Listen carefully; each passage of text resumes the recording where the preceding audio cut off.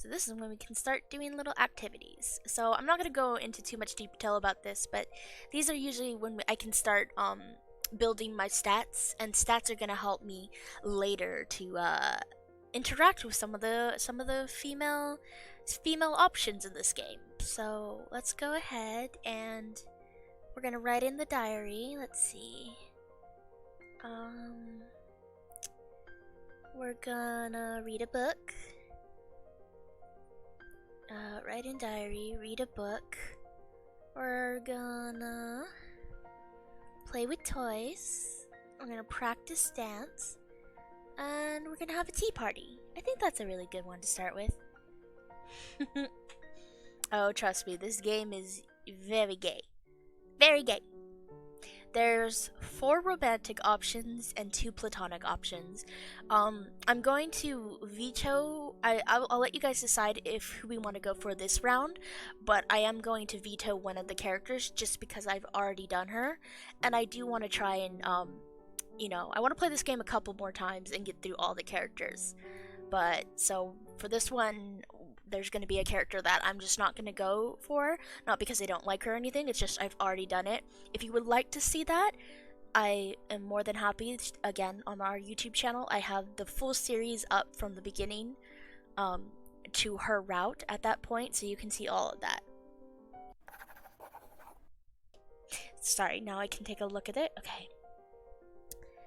Can I give 2 votes? I want Jessie, and I can't remember her name. Are you thinking of Becky? The scullery maid? Is that who you're thinking of? My roommate started talking. The older maid or the scullery maid? Okay, Maria. Gotcha. Talking about Sriracha documentaries. Your roommates are random. Yeah, I like to read too. I also like to draw. I'm not very good at drawing. I am good at writing. I like to write and I like to read, and I hope my voice is very relaxing. Yeah. Okay. So right now all we can do is Jessie. So I want to be able to show. I did it last time. We have enough time to at least show the beginnings of each character if we wanna. I'm going to say right here, this character right over here. I hope if my mouse is rolling over it. Heck yeah. You'll have to show me some art sometime. Art is really cute. I like a lot of good art. But the girl in the bottom left corner, we're not going to do her this route because we already did her. She was our first route that we went through. Her name is Ermengarde, and we'll learn a little bit more about her, but we're just not going to do Ermengarde this time. So far, the only one we can do is Jessie, because we don't have enough belief, and we don't have enough grace, and we couldn't meet Lavinia anyway, because we at least need to get to week 2.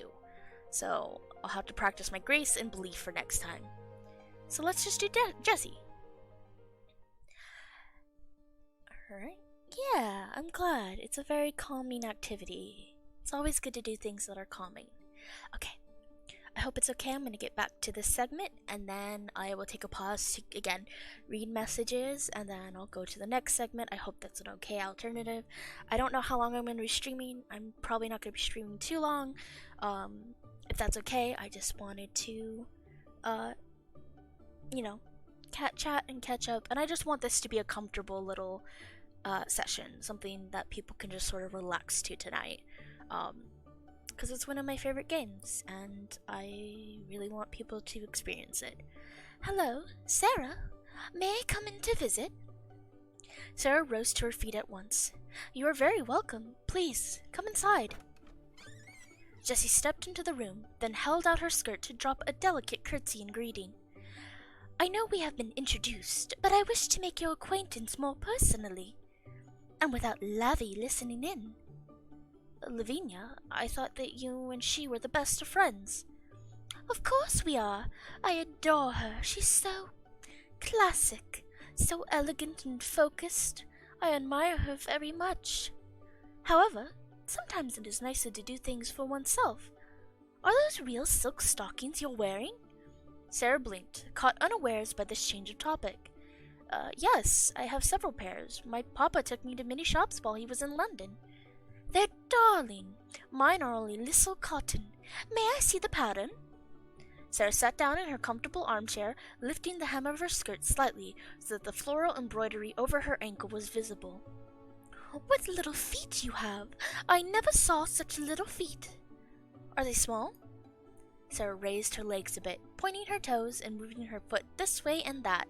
They seemed the same size as they have always been, even though I know that they must have been smaller when I was younger.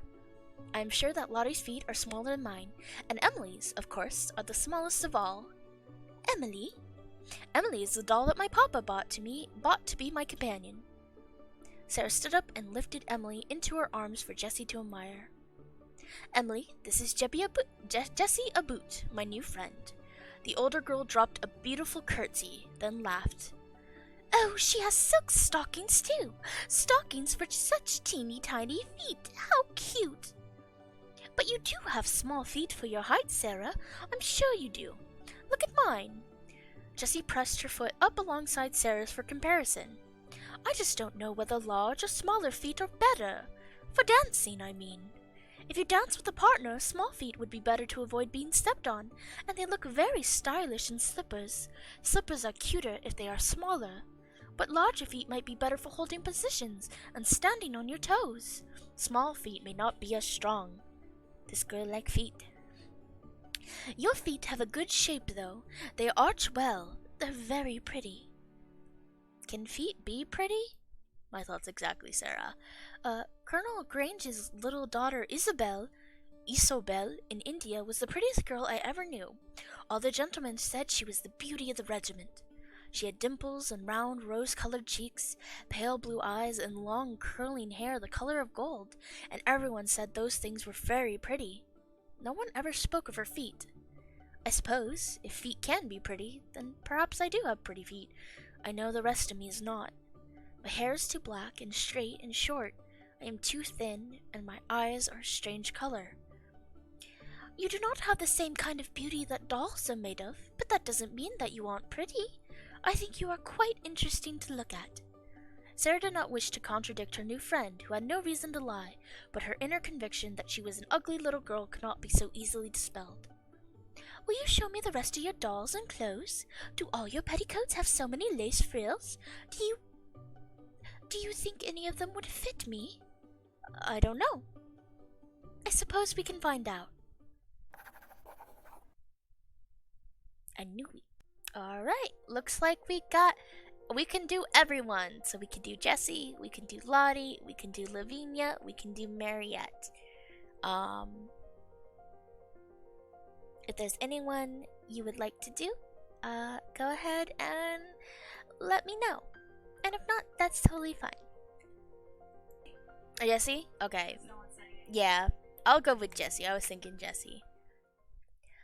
That afternoon, Jessie came to Sarah's room for tea. The tea itself, though, seemed to hold little interest for her.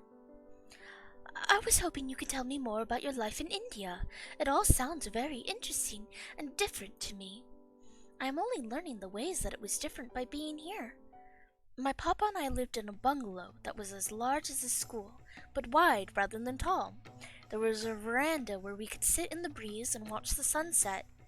The summers are so hot that many children of British parents become ill, so we are taken away to the hill stations, which are towns in the mountains near lakes, where it is cooler. I had many toys and pets and servants that would salaam to me and call me Miss Sahib. I suppose that is because we are rich, but it is all the life that I knew. Did you ride elephants and camel leopards and tigers? I have never seen a camel leopard. There are elephants in India, of course, but they are mostly used to carry heavy equipment or for rajas to ride in parade. I have seen them, but I have never ridden one. And tigers are too dangerous to see up close. Anyone who tried to ride one would be clawed and eaten. They attack villages sometimes and carry off the native children, you know. It's terrible. One even attacked the outpost my papa was stationed at, and he had to shoot it to defend the citizens. How exciting! He is very brave. I miss him so. I hope he does not do anything too brave while I am not there to look after him. Was it very frightening, traveling so far? No, there were many other people on the ship with us. It was strange. I'm not so comfortable at this room, but it did not feel dangerous. It would have been much harder if my papa were not with me. When young boys are sent back to England, they are sometimes made to travel with the regiments and no family at all. A pleasant companion makes a great deal of difference. You should always have one. Jessie pressed her hand together in her lap, the motion giving a shy lift to her shoulders. I would very much like to travel the world when I am older, but I don't know if I will ever have the chance. Do you think you will travel, Sarah? Well, I do want to return to India as soon as I am old enough, and I think I should like to visit France someday. I haven't thought of it beyond that. It is a very big world. I suppose it would be a shame to live one's entire life in only a small part of it.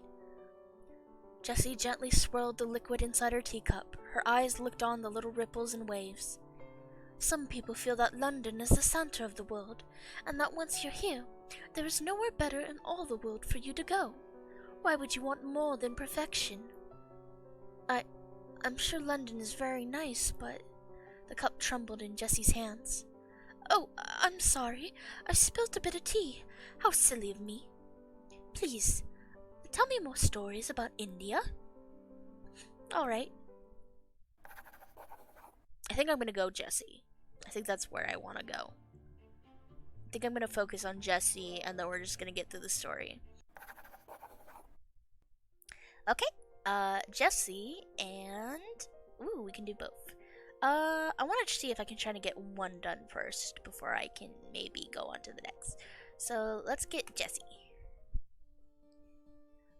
Sarah, I was wondering, what do you do when you are at tea with Miss Minchin and those people?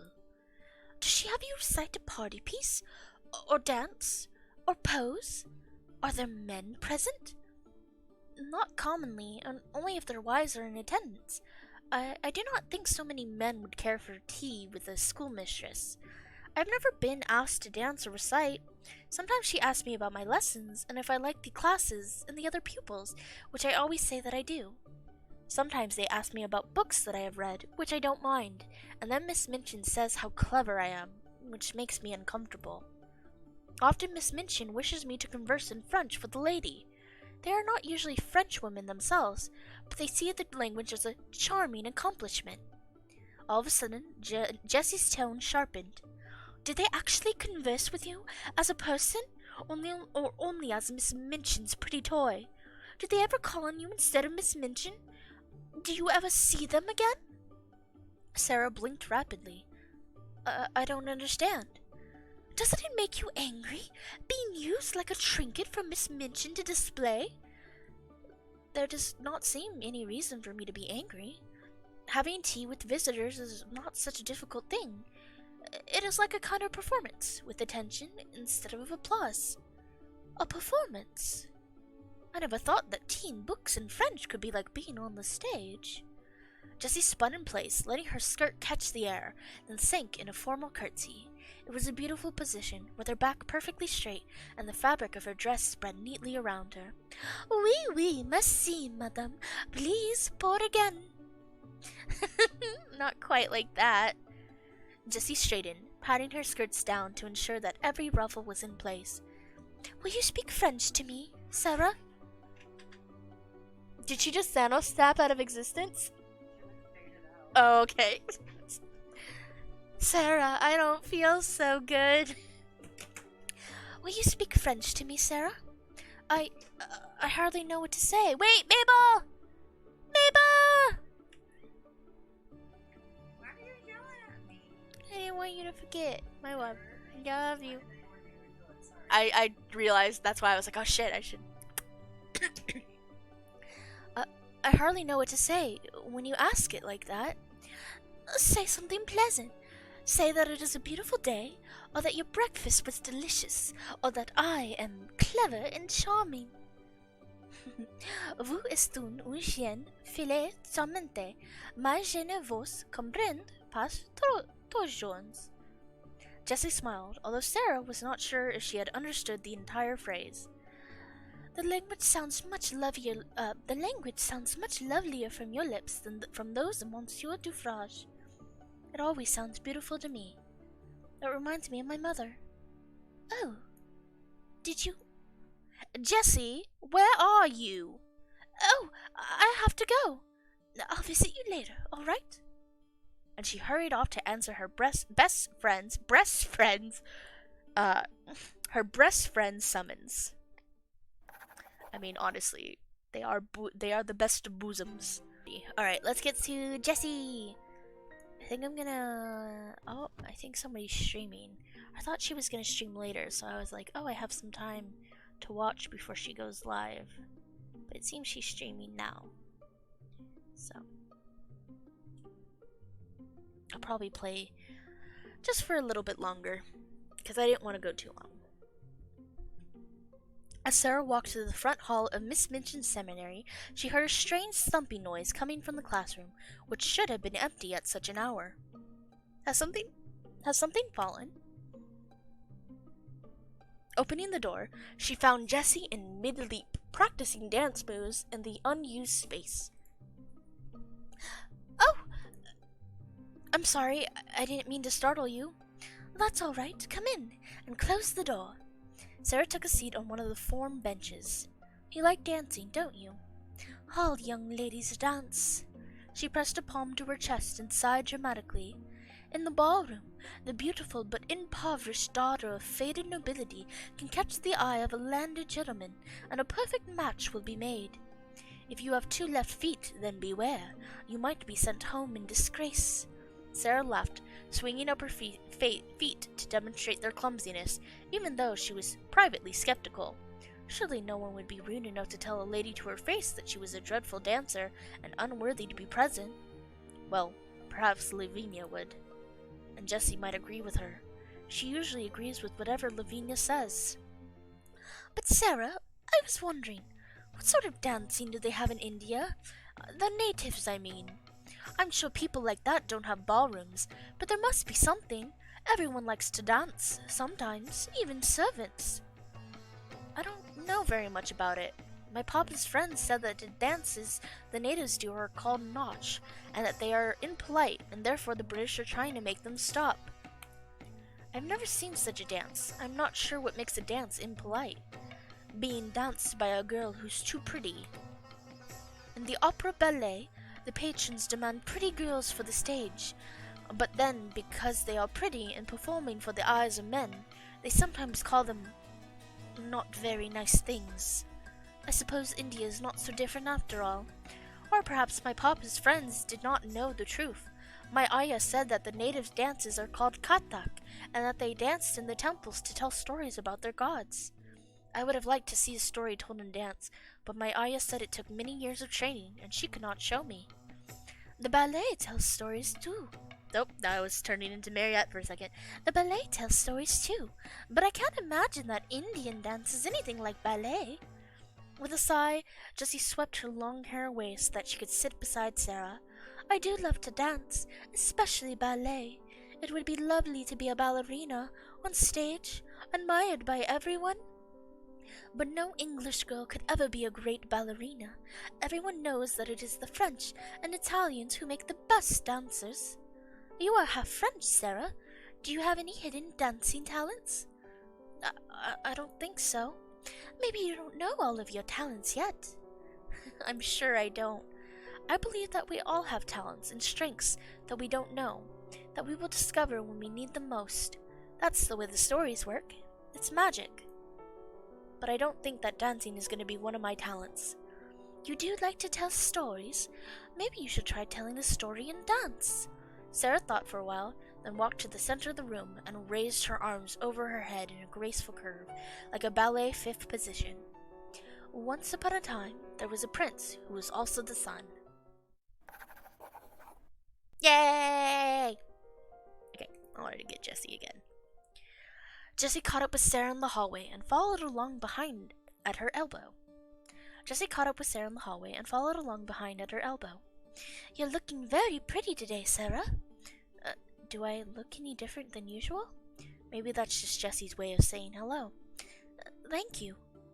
Of course, it's easy for you to be pretty, because you have so many nice things, and you have your own maid to help dress and style you, and... I wanted to ask you a favor. What is it? You're the only girl I know here with your very own personal lady's maid. Lavi says her parents say she's too young. Don't tell her I told you that. It doesn't mean that she's jealous of you. I hadn't thought about Mariette as something to be jealous of. So, as it is, I was wondering if I could borrow her? Mariette, why? So that she could show me some new things to do with my hair. She's French, isn't she? She might even have been to Paris, and Paris is the very height of fashion. She might have all kinds of tricks, paints, embellishments, ways to curl hair without damage. I have to know.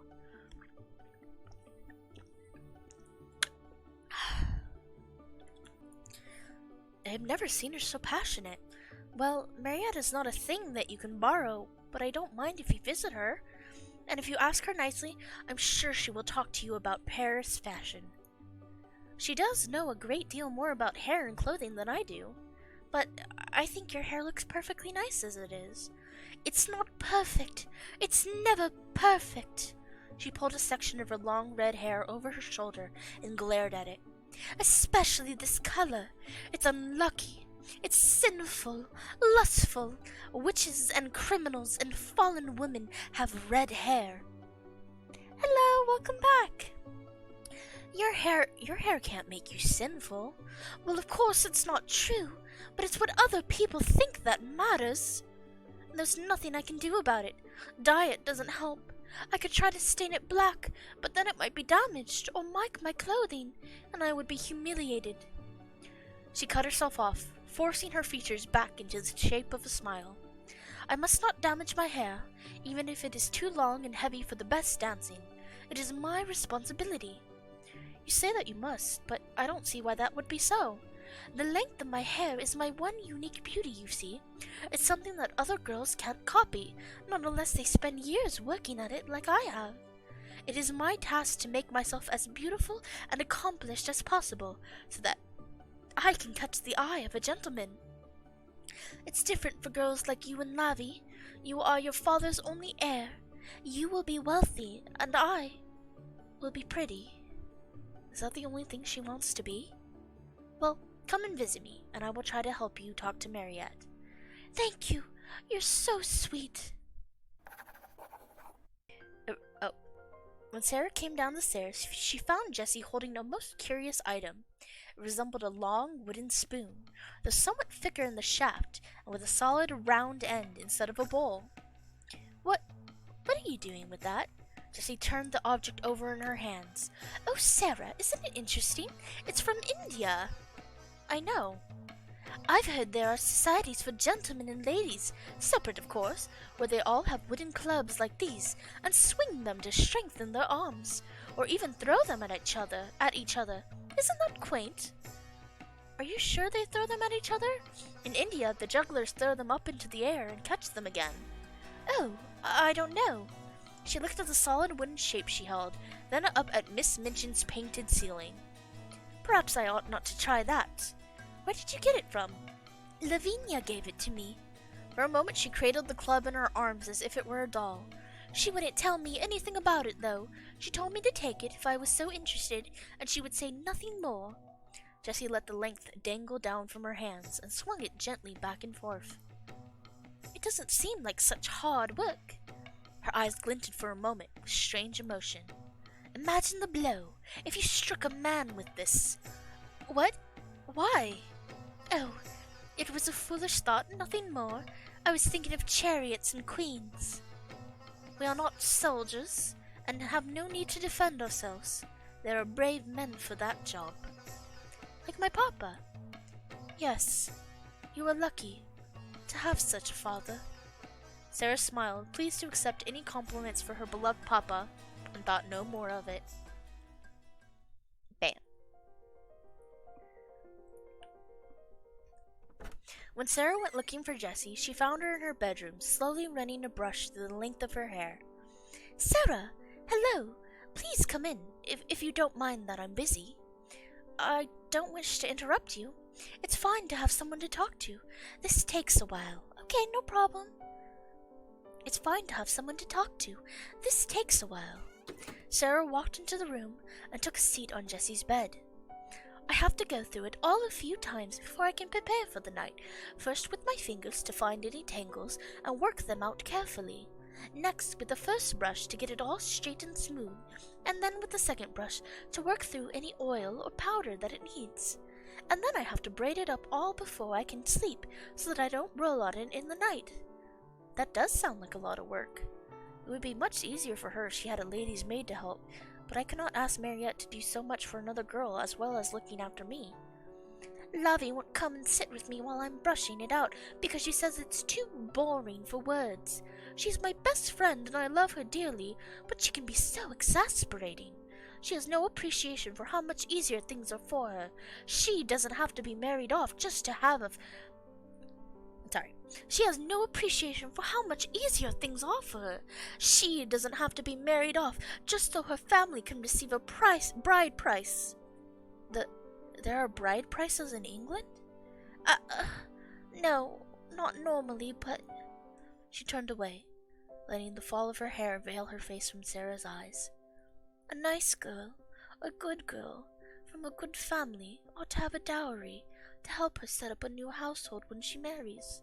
And if she's got a solid fortune settled on her, she can make sure there's enough for the household and for her, and to keep her husband sweet.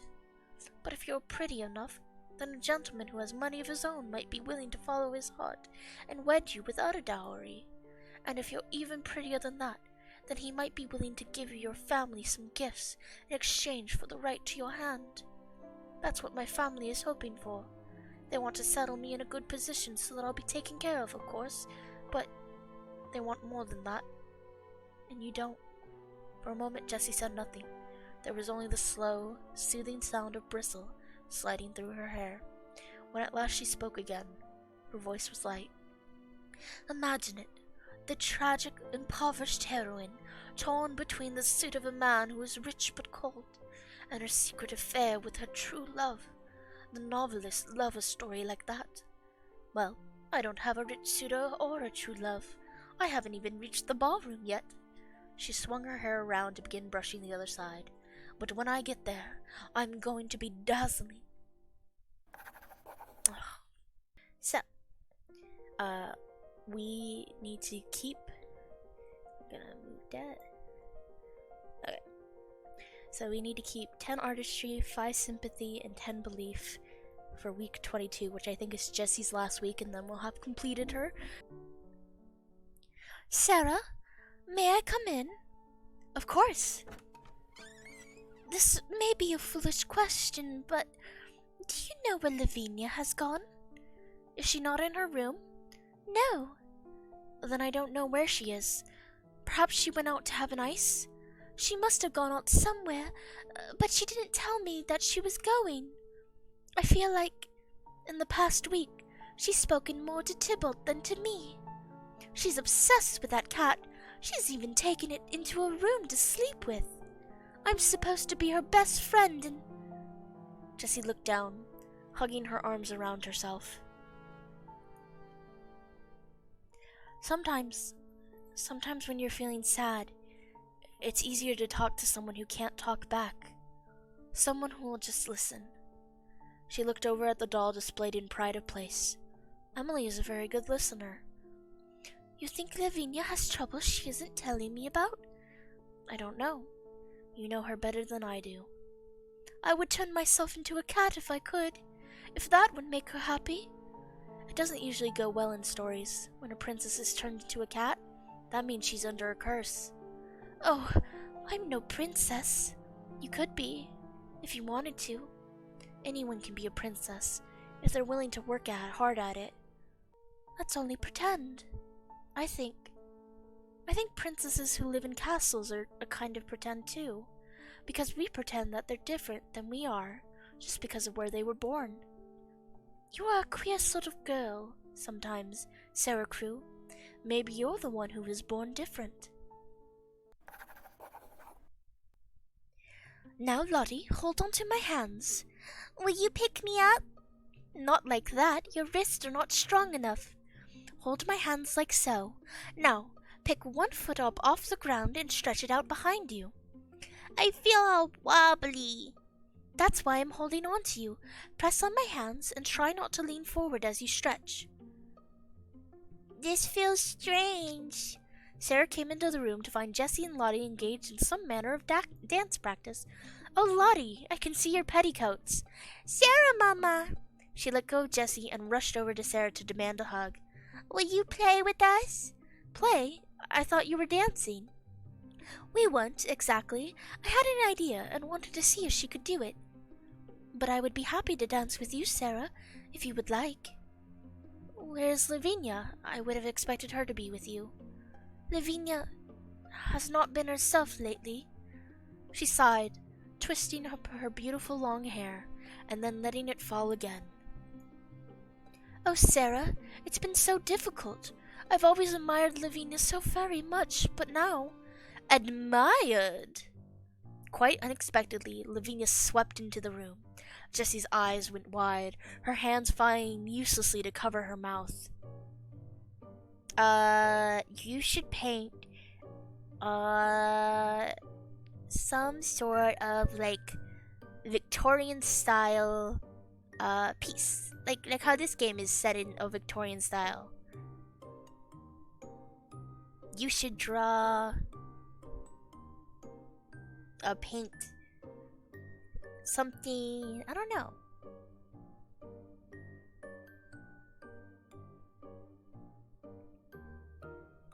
A princess in a fairy tale. I don't know. That's all I really have. This is just sort of what's on my mind right now. It's okay. No, it's okay. I'm not a good artist either. Quite unexpectedly, Lavinia swept into the room. Jessie's eyes went wide, her hands flying uselessly to cover her mouth. I'm sure it will be fun. As long as it's fun. If you're not having fun, though, then you don't need to draw. That was the first thing that came to my mind. Yes, you admired me, didn't you? Only now there's a little diamond girl for you to admire, isn't there? You're nothing but a useless sycophant, Jessie Abbot. Abbot. Yes, I know what that word means. I know a lot of things. Things that nobody else does. Not even your precious Princess Sarah. With a haughty tilt of her chin, she strode away. Jessie's eyes darted frantically back and forth, her cheeks taking on a lilac hue. Then, without a word, she crumpled the fabric of her skirt in her hands and hurried after Lavinia. Sarah, Mama? What's a sycophant? Oh, like a stained glass window? Those are pretty. I like stained glass windows. A sycophant is someone who flatters an important person that they don't really like. Why? I don't know. Finally! Jessie! And heck yeah, which Zelda? Which Legend of Zelda? Adventure games are fun. Okay. We can finally see Jessie's last event. I'm so excited! This is one of my favorites. One of my favorite events. Sarah! Jessie caught Sarah's hands in hers and spun the two of them around in a circle. Sarah! Sarah! Sarah! Yes, I'm here. Jessie let go, giggling, and Sarah managed to catch her breath. What has put you in such a cheerful mood? Can't I simply be happy to see you? You see me every day. Not alone. Not always. Will you come to my room with me? All right. Jessie led the way upstairs, looking this way and that as if she were afraid of being noticed.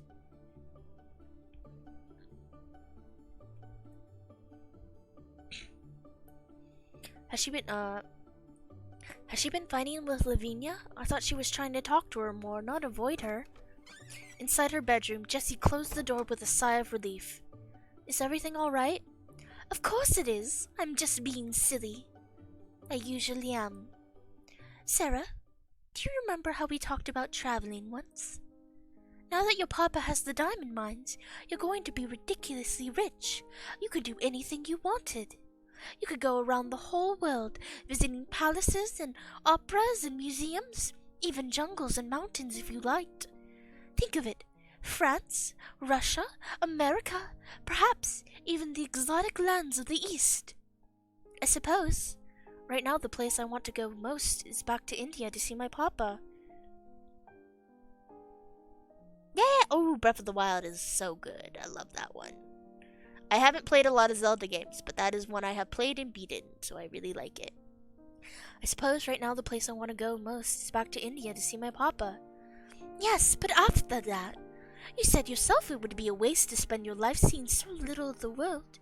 You could go to all sorts of places and still return to visit him between trips. You can bring him gifts from all around the world and stories that you learned from faraway lands. Wouldn't that be nice? Sarah closed her eyes and pictured herself presenting her papa with the keepsakes of her adventures with as much joy and love as he had found in outfitting her room with presents. That would be a nice way to live. And if you're going to travel the world, you'll need a companion, won't you?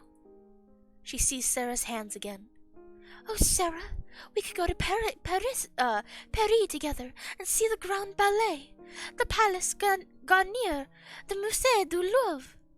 Every day filled with art and culture, so bright and gay, so very, very gay. Wouldn't it be beautiful? Sometimes it seems...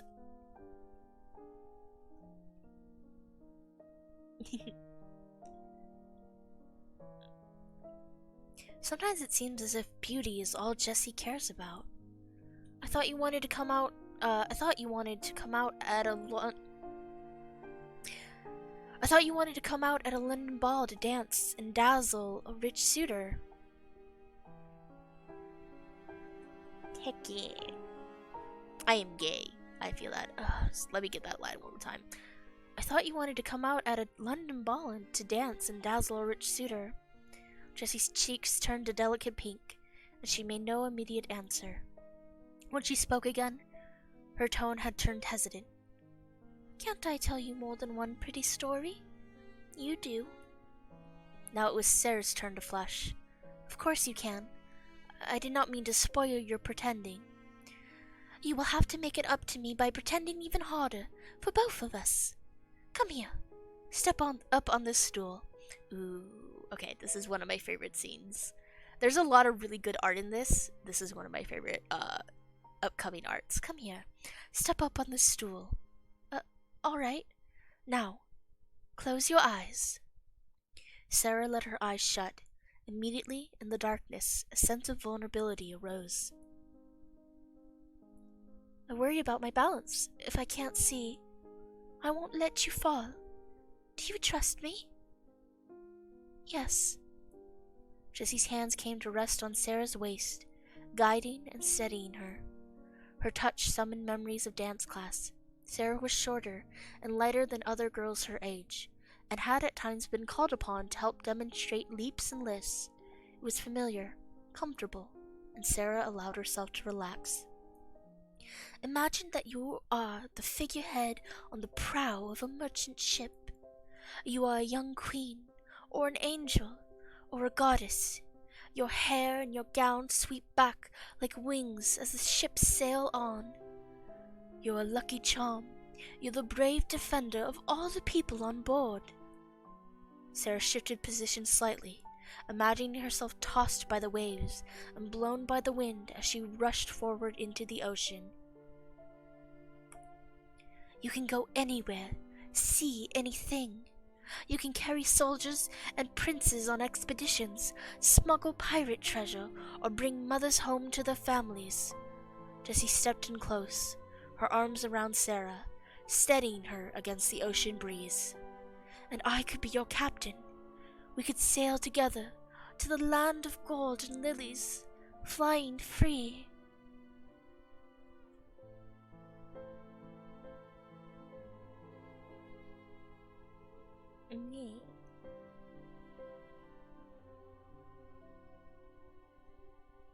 Mine are just she, her, hers.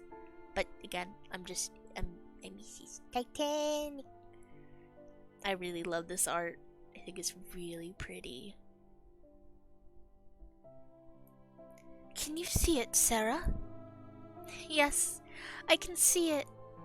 I thought you would. When you look at the world, Sarah, you see something beautiful, full of crystal caverns and mermaid palaces. It's magical. It's like you can almost make it real. Jessie's arms tightened around Sarah. She leaned her face against her back and sighed gently. That's what I want, to live a beautiful life. It is a nice dream, but it seems strange that she's sharing it with me, and not Lavinia. They were best friends, before the diamond mines. I don't want to believe that Jessie is like Miss Minchin. We were becoming friends already. She is different because Lavinia is different. That is all. Will you tell me a story about the sea, Sarah? Alright, but first I should open my eyes and step down. Jessie giggled, as if she had quite forgotten that she was holding Sarah into position. Oh, alright then. It's so gay. I love it. I love Jessie. Jessie is my second favorite in this story.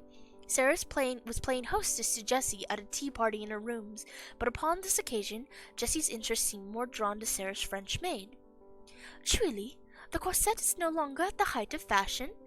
Not in Paris, mademoiselle.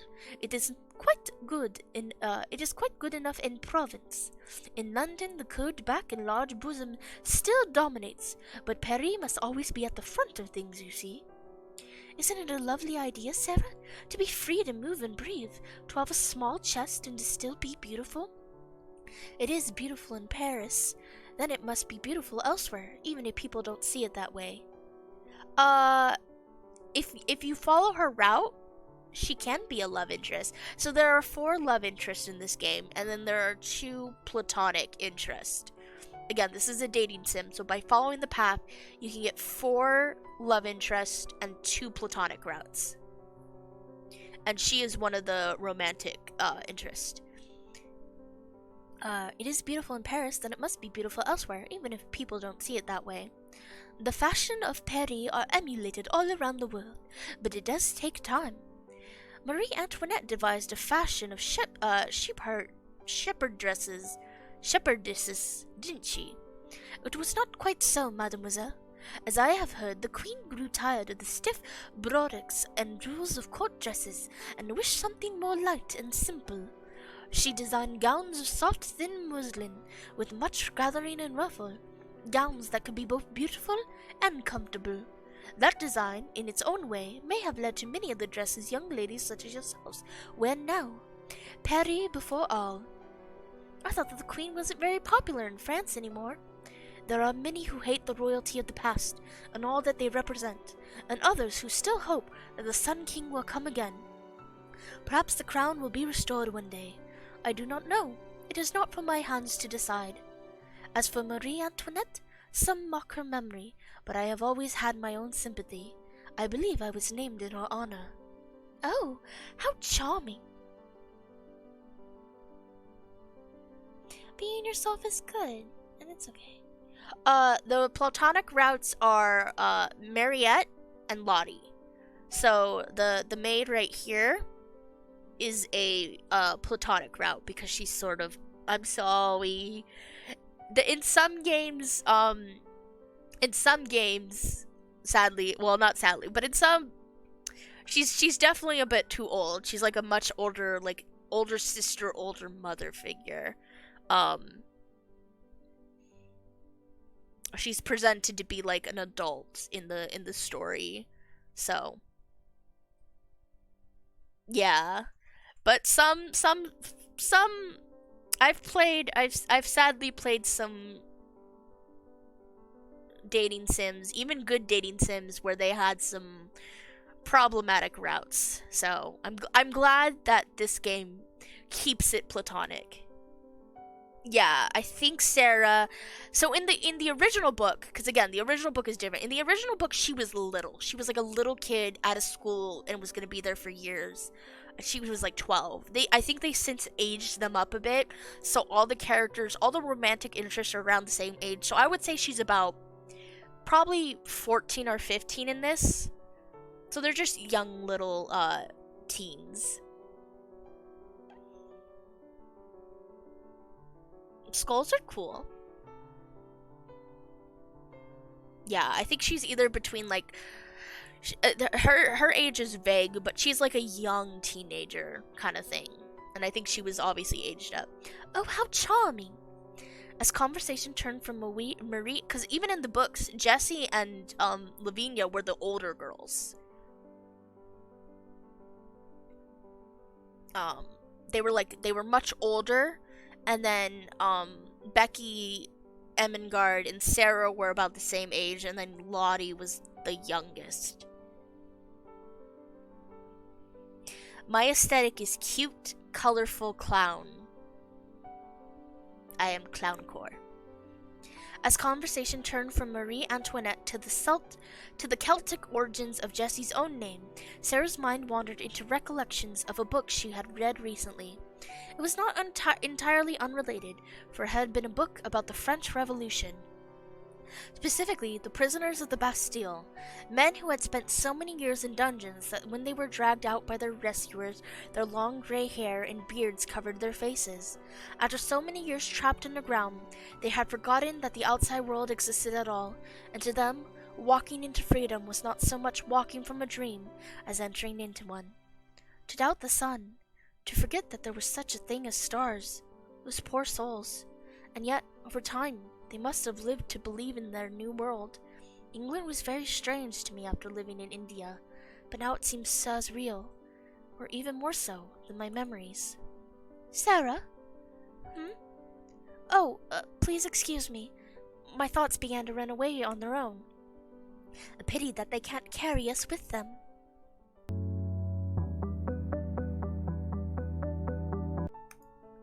Captain Crewe is dead. He has died without a penny. This spoiled, pampered, fanciful child has left a pauper on my hands. You, Sarah, take off that preposterous gauze, change into the black dress, and meet me in my office.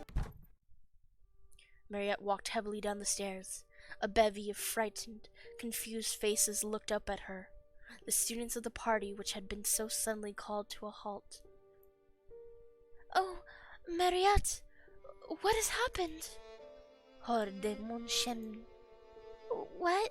I don't understand. Sarah's papa is dead. She has nothing. I have nothing. What? Nothing? It is all over. I am leaving. The girls who remained were too shocked to prevent Mariette's angry exit. Sarah, Mama! I can't believe it. There must be a mistake. I will speak to Miss Minchin at once. Lavinia, get out of my way, you clod! Lavinia shoved the other girl aside. Ermengarde could not find the will to resist her. It was all too terrible, and too certainly true. What will happen now? Will Miss Minchin make her leave too? Becky's legs would no longer hold her. She fell into a heap on the floor, her kerchief sliding loose, and sobbed as if her heart would break. It's exactly like the ones in the stories, them poor princess ones that was drove into the world.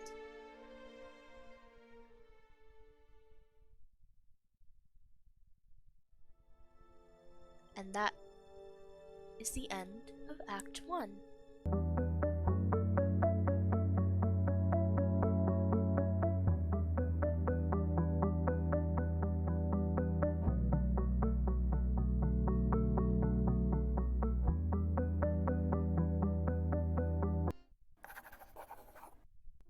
Alright, and so now we're here. So, because we didn't do Lottie, Lavinia, and Ermengarde, their routes are locked. Technically, we also didn't do Becky, but for whatever reason, Becky is always available because of the whole,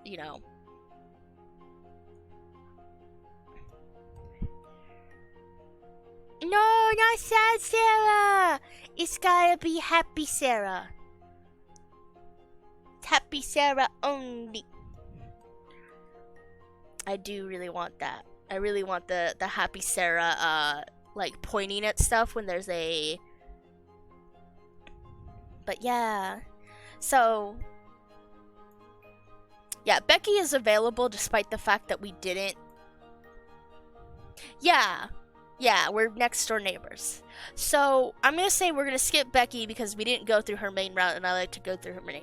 So here's the decision. We can only technically follow one route.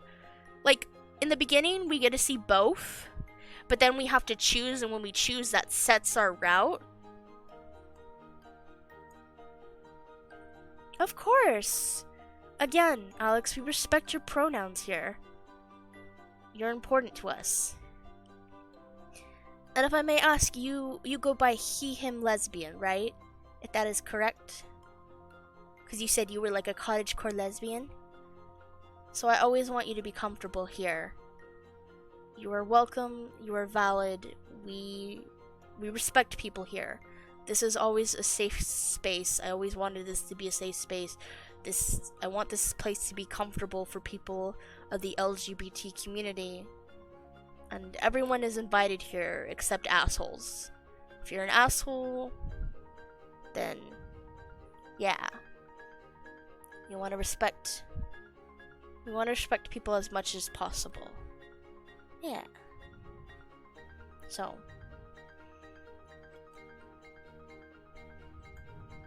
But, sorry, I'm gonna go back real quick. So, do we want to go Jessie this story, or do we want to go Marriott?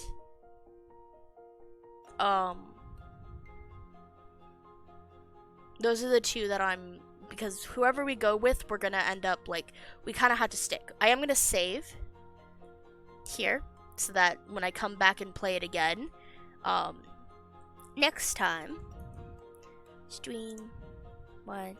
I'm also gonna do, excuse me. Jessie? Yay, cottagecore. I got one vote for Jessie. Anyone else? That is fair. Alright. We got quite a few. We got Jessie. Alright. I'll give it a few more seconds if anyone else wants to. Yeah, okay. Seems like 3 people like Jessie. And so let's do Jessie. And then next time we'll do Marriott.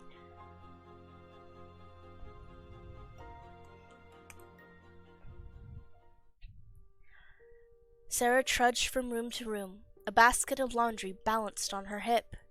She had to knock for admittance at every door. It would not do for a mere servant to burst in on a young lady unawares.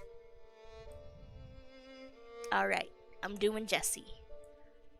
As it was, on this afternoon, most of the young ladies, her former peers, were elsewhere, and their rooms lay empty. But when she knocked on Jessie's door, a faint voice answered. Come in. Sarah shifted the basket so that she could reach the door. Oh, Sarah, I can't. I'm here for your clothes. What? Laundry. Oh. She didn't say anything else after that, only pulled herself closer to her dressing table so that Sarah could pass unhindered. As Sarah picked up Jessie's discarded gowns to add to her basket, she couldn't help stealing a few glances at the red-haired girl. Jessie was hunched forward in her seat, her shoulders high and stiff, not moving. Her head never turned. She doesn't even want to look at me. Perhaps Lavinia was right, and it was only the diamonds that made Jessie seek out my company. Jessie loved things that were beautiful and happy. I can never be that again. Lost in her own reflections, Sarah gathered the clothes and left the room without another word. Ouch! Lavi, you're sitting on my hair. Perhaps you ought not to spread it everywhere then. Please, won't you move? I am reading, as you can see. Why don't you move instead? It's not like you're paying attention to your books. You never do. Sarah, dusting shelves along the wall, tried not to react to the mention of books. It is none of my business. I must finish this task and return. I can't move because you're on top of my hair. Please, Lovey. Oh, very well. Lavinia stood and moved over slightly before sitting again. Suddenly, her eyes gleamed.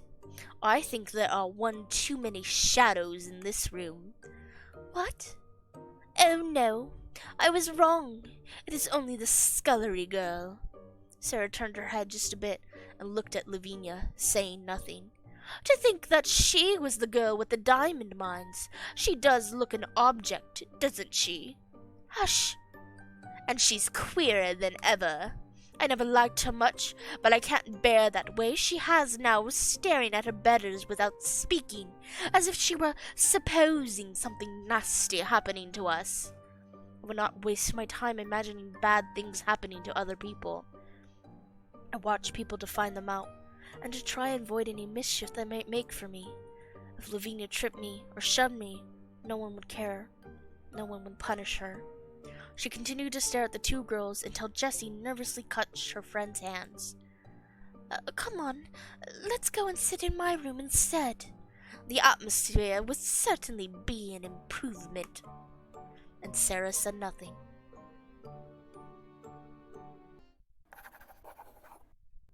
Okay.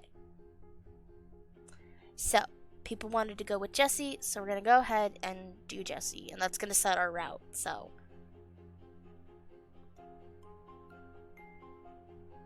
Let's go.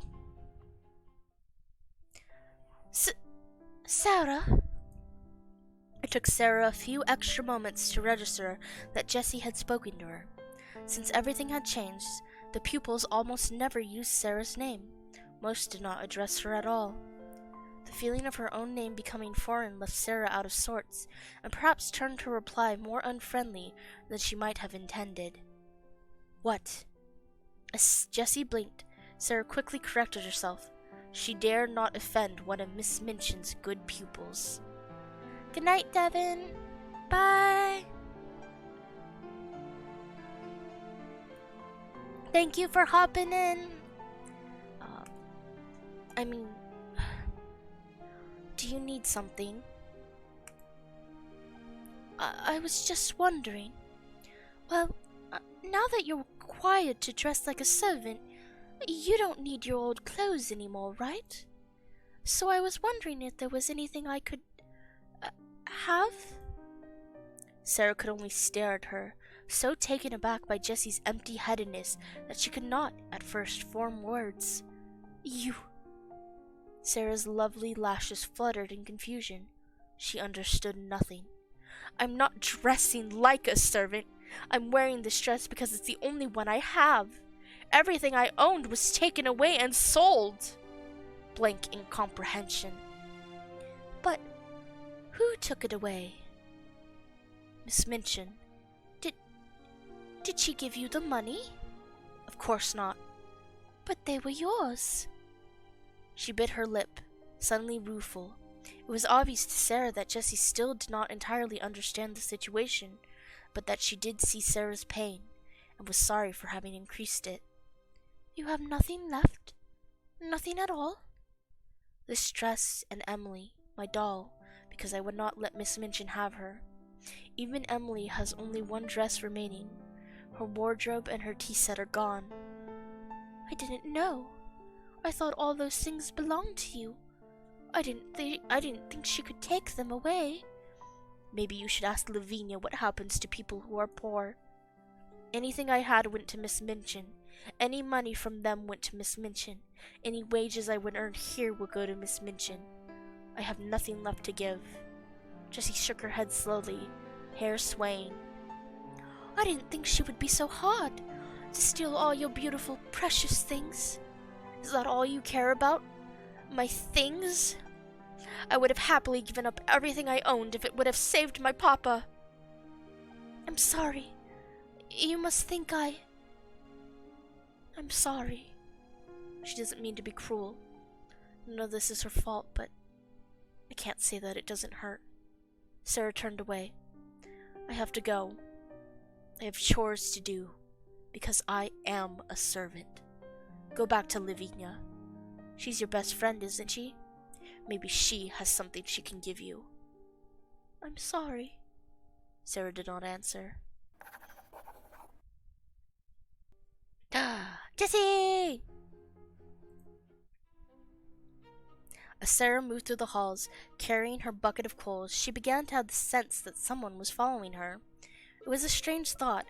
Why should anyone bother? It wasn't as if she was going anywhere. She was trapped within the walls of Miss Minchin's Seminary.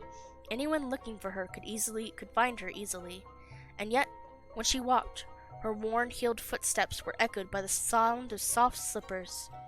Casting a swift glance behind her, Sarah caught a glimpse of a drift of red hair vanishing behind an armoire. Jessie! Caught, she stepped into view. Hello, Sarah. What are you doing? Watching you? I didn't mean to disturb you. What do you mean, watching me? Why would you watch me? Are you afraid I'll leave dirt on something pretty? Jessie's fingers flexed and fidgeted. I wanted to learn about cleaning, and the other jobs that you do. I don't know everything that you do. I wanted to see. I didn't mean to interrupt. I don't know much about cleaning things. I've never had to do it myself, but I'm good at learning dance through watching demonstrations. So I thought... It doesn't sound like she meant anything unkind, but what could she be thinking? Why should you want to learn how I clean things? Because What if it happened to me? What if my parents lost what money they have, or I can't do what they want me to? You were almost like a princess, and now you're not. And I was never wealthy to begin with, and if something went wrong, if I were all alone with nothing, what would I do? This was not a question that Sarah had expected to hear. In her experience, well-treated little girls such as she had once been rarely considered the possibility that their lives might alter. Miss Minchin's students were young, and as such, had lived only a few years in which they were capable of thinking about the world. They did not question their positions. They were who they were. Even with the example of Sarah's fall in front of them, none had asked these questions. Miss Minchin's enforced separation helped them to forget that Sarah had ever been one of them. You're so clever, Sarah. You've always understood more than anyone else. You're going to be a teacher when you're older, or a governess. I know I'm not a smart person. If my parents abandoned me, if Miss Minchin sold my clothes and made me a drudge, I could be a maid for the rest of my life. I think that you are more clever than people recognize, including me. I always said that it was only an accident that made my life so happy. Only an accident that meant my papa was rich and kind, and that I loved books and learning. I knew that I could have been born into a different life, but I never thought about another accident coming along and changing the life that I had. I never planned ahead for what I might do then.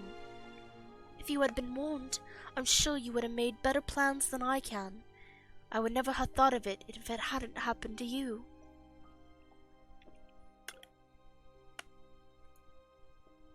I'm not clever. I only learn from what I see people do. So, is it all right if I watch? I promise not to get in your way. I suppose. I can't stop her, even if I wanted to. Whatever might happen in the future, right now she is a student and I am a servant. You must try not to speak to me, though. If Miss Minchin sees me dawdling and talking to you as though we were still friends, she would be angry. We're not friends anymore? Sarah did not answer, and after a moment, Jessie sighed. I would be very quiet and watch. Sometimes, Lavinia doesn't want me to speak either. Sarah turned her attention back to her chores, but it was hard to forget that Jessie was lingering nearby, watching her. Are we friends? I'm not sure. Everything is very strange between us now. I don't think Jessie's a bad person. She's not just a sycophant like Lavinia said, but she doesn't always have much sense, and she is Lavinia's friend, and Lavinia is horrid. It was easy to forgive Lavinia for her errors when I was safe and well and knew that she was most likely jealous of me. For her to carry on now was simply cruel. As long as Jessie is Lavinia's friend, she cannot be mine. Ooh, I have enough for Hungy. Okay, let's...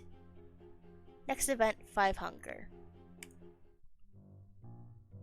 Sarah was hard at work scrubbing potatoes when she became aware of a disruption in the kitchens. I do beg your pardon, miss. Miss? It was Jessie, stepping into the kitchen on her toes, as if she were carefully picking a path through a nest of worms. I require Sarah's services. Send her to my rooms at once. Why is she mimicking Lavinia? Jessie withdrew from the kitchens without waiting for an acknowledgement. I reckon you better get on, then. You'll just have to work twice as fast when you get back. If this was Jessie's idea of finding me a respite from my chores, I am not so sure that it helps. However, when she arrived at Jessie's room, it became apparent that this was not a friendly encounter. Take a brush and straighten my hair. Make it look good. You must have learned something from that French maid of yours.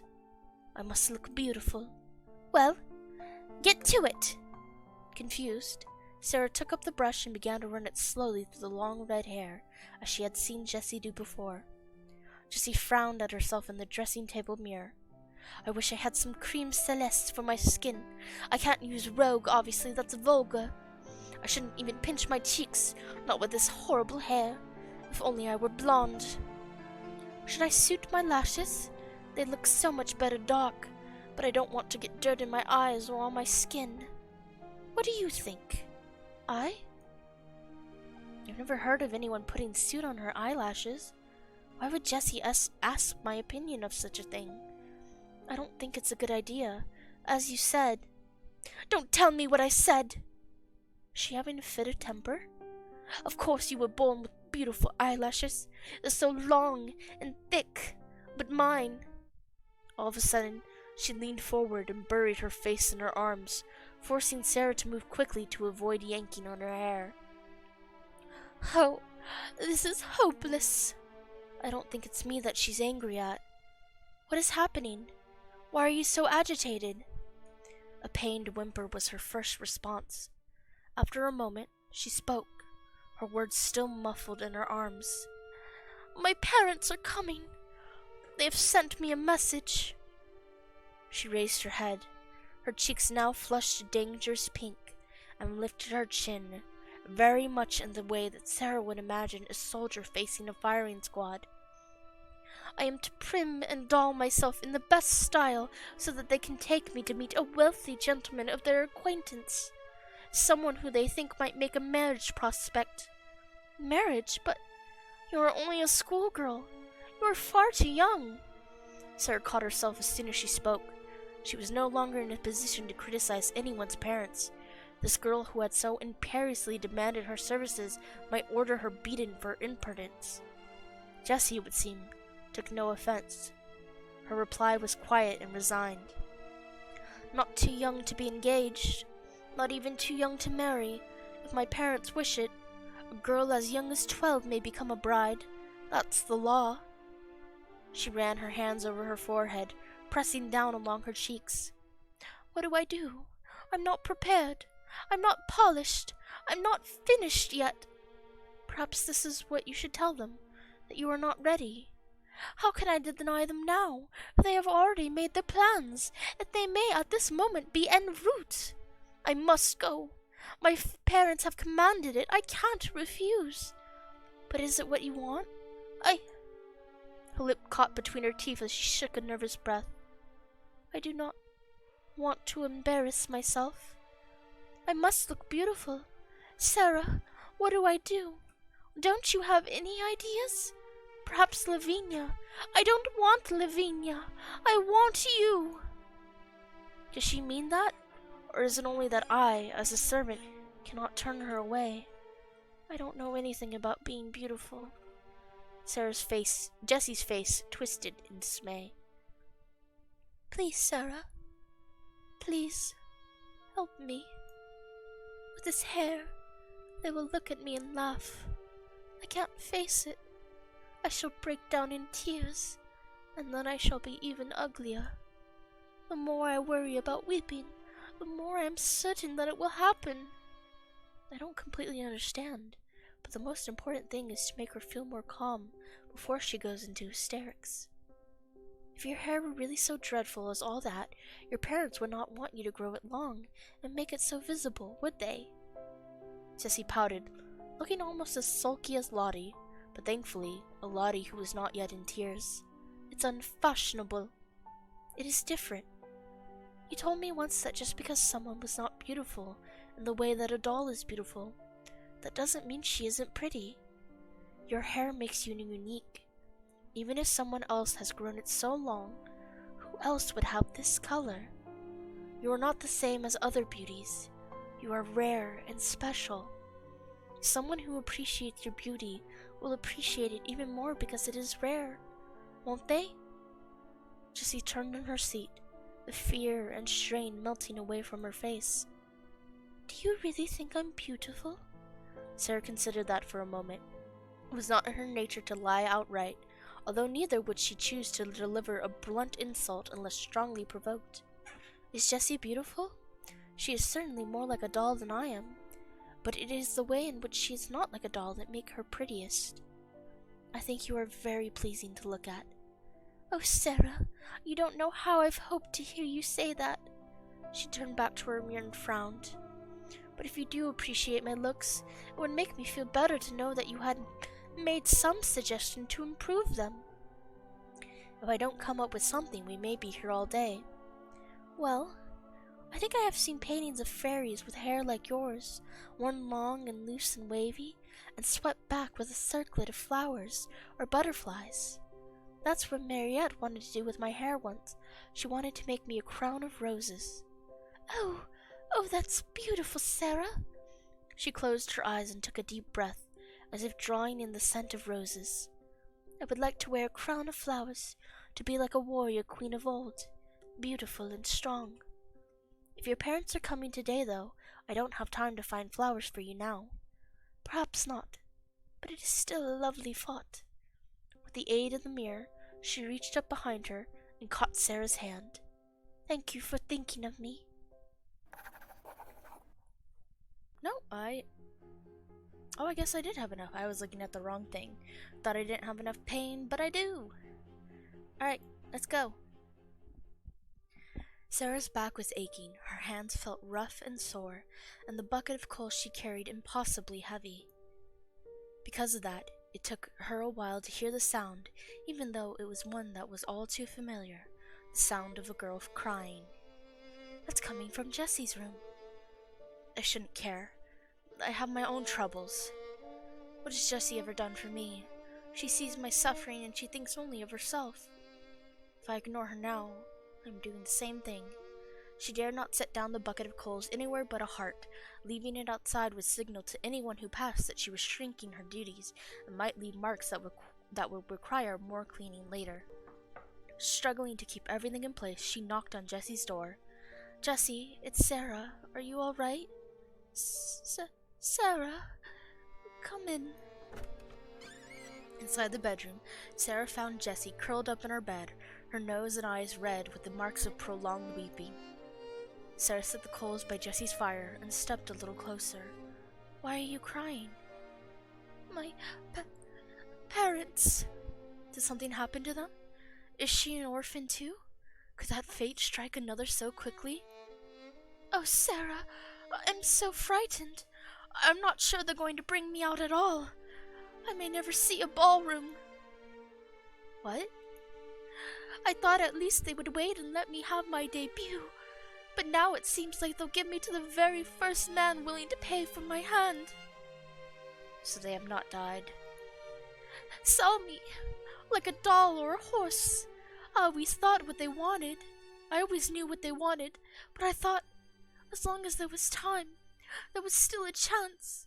I might meet someone special. Your true love? The prince who would find you in the ballroom? Not a prince! Her voice and her eyes both lowered to the pillow in her lap. I don't know if you can understand this, Sarah, but I don't care for men. Especially Mr. Watney, my parents' friend. The way he looks at me. It's like he believes all those horrible things they say about women with red hair, and he's glad about it. Just thinking about being married to someone like that makes me feel so dirty and ashamed. By now her tears had run dry. Jessie rubbed her palms over her knees, smoothing the fabric of her gown. I wanted so much to live with Lavinia forever, to dance with her and be her companion, but she doesn't understand my feelings at all. She was horrid, and I wanted to be with you, but... Jessie's lips trembled, but she struggled to put on a smiling face. I'm sorry. I shouldn't cry so.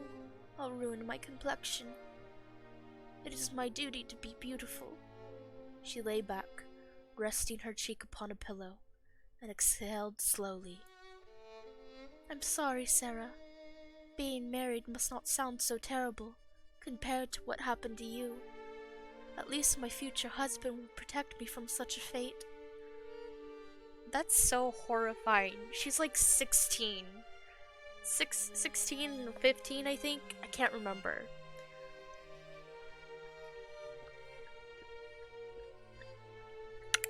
And again, during that time period, she even said that, like, anyone as young as 12 could be married off, if they so choose. I don't know. It just feels so tragic that this has to happen. Like, the idea of somebody, like, not having a say or a chance or anything like that.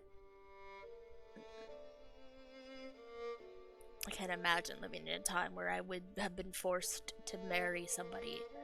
I don't know if I could have been married if I was who I was now, because I'm kind of chubby and I wouldn't say I'm very appealing, but I don't know.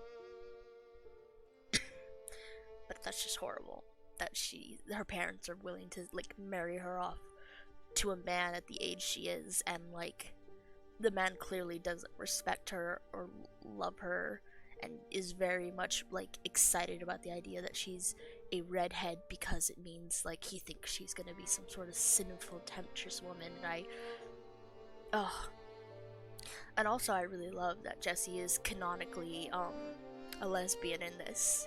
Like, in the other routes, there is, like, it's clear that the characters like each other, but none of them specifically, like, outright say that they're a lesbian necessarily. None of them say, like, oh, I don't care for men, or oh, I never thought about men. Like, Jessie's the first one, and I think the only character in the game who specifically says, I don't like men, I want to be with a woman. I've never wanted to be with a man. And I'm like, hell yeah. So, even though I'm totally fine with the other story routes too, because we stand bisexual and pansexuals here too. It's just very interesting that Jessie is the canonically lesbian of the group, because she's very outspoken about it. Anyway, sorry. At least my future husband will protect me from such a fate. Sarah thought of Miss Minchin. Protection is not always kind. Protection is not always kindness. Yeah, fucking that's right. That is a really good quote. Protection is not always kindness. Lavinia's protection is not always kindness either. Jessie rolled over and extended a hand to Sarah. Come and sit with me. I'll get your bed dirty. I don't mind. Please? I should go. I shouldn't risk it, but... Against her better judgment, Sarah sat on the edge of the bed and took Jessie's hands in hers. I have always been a silly girl. When I first came to the school, I was so weak. I cried and sniffled all the time. I hated being like that, but I couldn't stop myself. Lavinia was everything I wanted to be. Her parents were well off, and she was elegant, fierce, never afraid. She had polished manners. She knew all her letters and verses. She was perfect.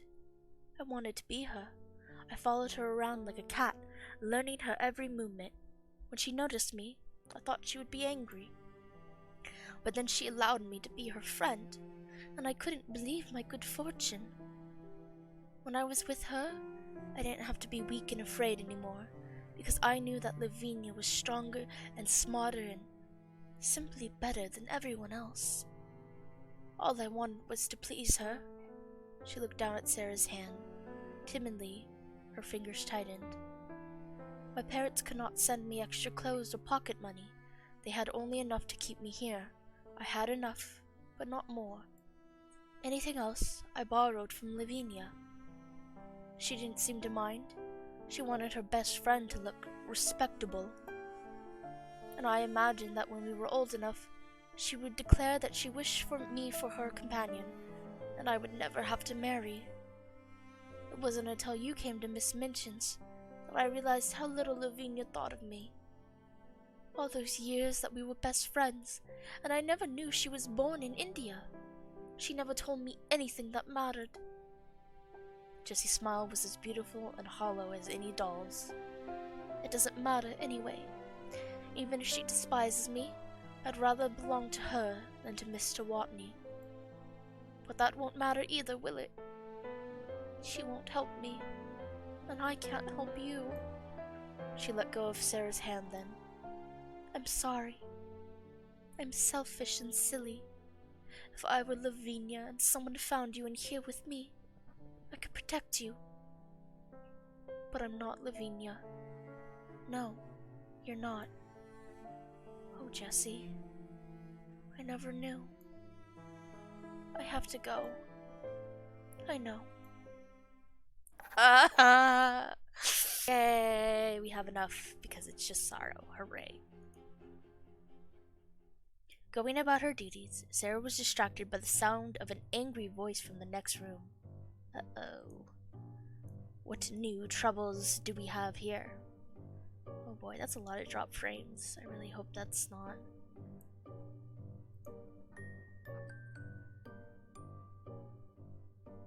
Please let me know if if you guys can hear me alright, if I'm still sounding okay. Lagging a bunch. Oh, but you can still hear me, right? It's still catchy. Okay. Alright. As long as if it's back a bit, that's fine. Like, that sucks, but it's fine. I am also trying to render a video onto YouTube, so that's probably why it's lagging so much. It is. But as long as it's working, like, because I can record this later. It's not? Oh, does it? I thought it was just behind for a bit. Okay. Hang on. Okay. So, I closed the video that was uploading. Because I'll just do that after. I was hoping maybe I can do it because I thought the stream would be a lot shorter and not as... I thought it wouldn't take as much power because it's a visual novel, but if it's causing so much lag that it's unbearable to watch, then I feel bad. So I closed the other video, so hopefully it should better catch up now and not be so laggy. So let's see how that goes.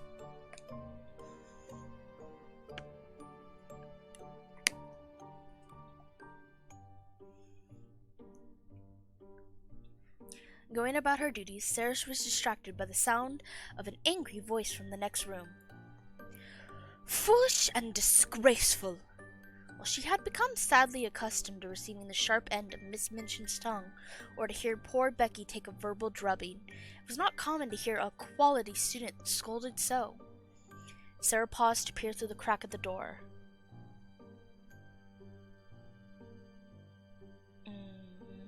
Okay. Then yeah, I just took it off, so I'll do that later.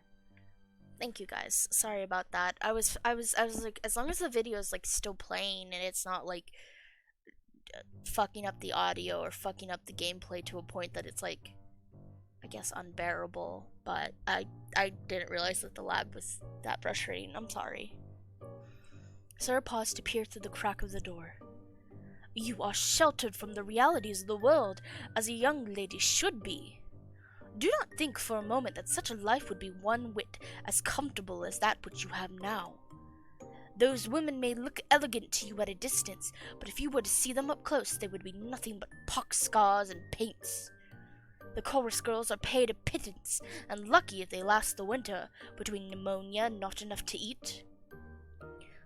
But a ballerina, do you think any company would put you in front with your hair? Be grateful that they would not. Those stages are gaslit. The lights that look so soft and romantic, and the skirts you admire for being light and long. Do you know how many ballerinas have died screaming when those skirts caught fire? Burned alive in your ballet slippers. How grotesque. Oh, Lavi, don't be horrid. This is not appropriate hearing for a young lady, but allowance must be made to prevent these ideas of yours from taking root any further. It is well known how a ballet girl makes her living. Rich men attend those shows for a glimpse of a girl's legs as she spins and turns. And after the performance, those patrons proceed into the ballet dressing rooms to make their choices for the rest of the evening's entertainment. Jessie flinched, clearly understanding the implications. The ballet is a nest of street rats who are no better than they should be. It is no place for a lady, nor any girl who has ever pretended to be one. Even to consider such a future would have you branded an adventuress, and if you were trained for such a life here, this school would be marked as a house of ill repute.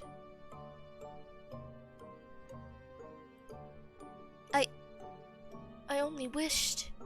You are a foolish and impractical dreamer, but you are not a wicked girl. Your mistake was made in ignorance. It has now been corrected. Never mention such a thing again. Sarah quickly turned to her work as Miss Minchin's sharp heels clattered towards the door. In the room behind, she could still hear Lavinia chiding her friend. Dear Jessie, you are such a rattlebrain. Yes, I know. The dull, defeated tone of Jessie's voice was unsettling. You should thank me. Imagine what might have happened to you if I hadn't told Miss Minchin about your silly little idea. Yes, it was very dear of you. Lavinia is probably right. It would have been an idea for Jessie to give up her education to try and join the ballet. But she should have been kinder in the way that she did it. Sarah moved into the room to continue her dusting, expecting that the pair of friends would likely move on. Lavinia, it seemed, had other ideas. Speaking of people with ridiculous dreams...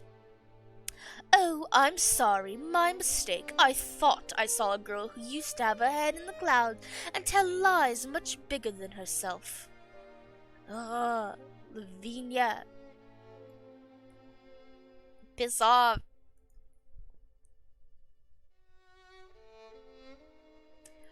Oh, I'm sorry, my mistake. Bigger than herself. Do you ever get tired of listening to yourself talk? But I see now that it is only a servant. That isn't funny. What was that? I said that isn't funny. It wasn't funny or clever the first time you said it, and it isn't any more funny or clever now. I don't think I'm hearing you correctly. Are you criticizing me, Jessie Abbot? Me, your only hope? No. Oh, how I would like to criticize her. I would like to say, Lavinia, you are a bully, and pull her hair and slap her face and cover her dress and suit. Sarah froze, ashamed at the depths of her own dislike. Or perhaps I should call you Miss Watney. Please don't. She knows. Lavinia knows how Jessie feels about her possible engagement, and she treats her like that? Then come with me and do as you are told. Even if you are silly, I may be able to find some use for you. Thank you, Lavi. And with that, they left the room. Sarah stood there, a cleaning rag in her hands. For a long minute, she could not bring herself to carry on. It's not fair. It's not right. But There's nothing I can do.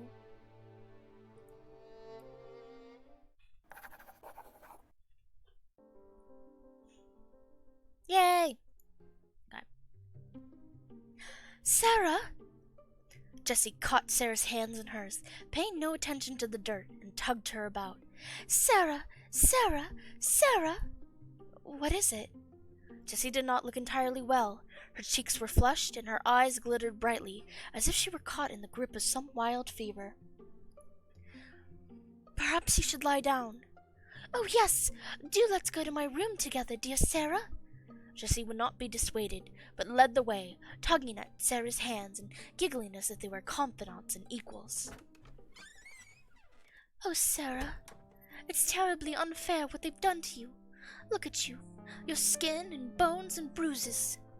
Miss Minchin has no right to starve and abuse you, even if you are penniless, when you're so clever and valuable and you do so much hard work around the school. It is cruel and ridiculous, and you should not stand for it. You are worth so much more. She clasped Sarah's hands in hers. Let's run away together. What? Sarah pulled her hands away. This place is wrong for the both of us. We don't belong here. We could be maids together. We could find a great house to take service in and share a bedroom. You already have experience and I learned quickly. We could make a new life. You are delirious. Miss Minchin says that I am in her debt. If I ran away, she would have me punished. And what about your parents? They would look for you, and they would be very angry. There's no guarantee that we would find positions in service somewhere else, and that we would be any better off. We would have no references. We would be just like Becky if we found work at all. At least we would be free, and I would take care of you. Sarah, you're fading away here. Sarah wrapped her arms around herself, acknowledging that she was becoming too bony, too frail. Still, it was too hard to admit out loud that Miss Minchin was cruel, that her life sometimes felt unbearable. I am not starving. I have a place to sleep, and clothes to wear, and books to read. I have seen people in the streets of London who have none of those things. If you could see yourself, you only see things that are pretty. You can't imagine what happens on the streets in other parts of London. I have seen children with no fingers on their hands, alone in the cold, and worse. I know exactly what would happen to me on the streets of London. The same thing that would happen if I became a ballerina or married Mr. Watney. But if we were together, I could bear it. Don't you love me even a little bit, Sarah? Won't you help me? It isn't possible. It's too dangerous. The police would track us. Your hair would give you away. Then I would cut my hair and sell it. She would give it up? As quickly as that? No one would find us. It would be like one of your stories, the princess fleeing persecution in disguise. It would be a nice story. But some stories are not so nice when they are real. Could they do it? Sarah's stomach shivered at the prospect. It might not be impossible if Jessie owned a few things that they could sell. They might be able to buy food, for a while. If they crept away like thieves, though, they would be treated like thieves. It could go very badly, and the weather would continue to grow colder. You're not well. You should lie down and rest. I'll bring you tea. Jessie sat down on her bed. Don't you believe in me? Don't you believe in stories? In magic? I thought you were the one who would always believe. Many things have happened. Please, please don't give up. I need you to be a princess, to believe that there's still something beautiful in the world. Can't you give me that? Not all princesses are beautiful. Not all beauty is on the outside. Sarah, I'll fetch the tea. You're not well. You must rest. I don't want you to be ill, like my papa. Jessie clapped her hands. So you do love me? Such silly pleasure in the midst of serious worries scraped at Sarah's temper. Just because I don't want you to die doesn't mean I will run away with you. Aren't you going to live with Lavinia? I know you've talked to her about it.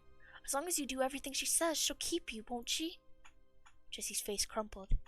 She stared down at her hands on her lap, not speaking. I might as well have slapped her. I'll fetch the tea. Sarah stepped out of the room and leaned back against the bedroom door. I'm sorry, Jessie. I do care about you, and I want you to be happy. Any future would be better for you than the one that I have. Yay! We have enough to talk to Jessie. It's time to see Jessie. Oh no. I remember this one. I do not like this one. Back off. Back off, Lavinia.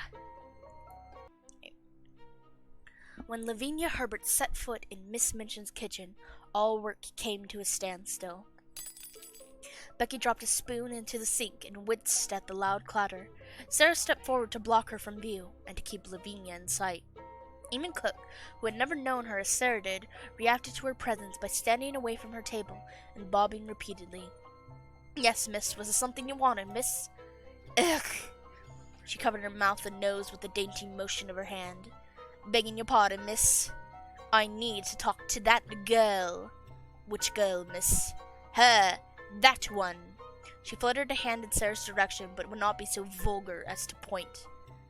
There are two of us standing here. You will need to say our names, if you please.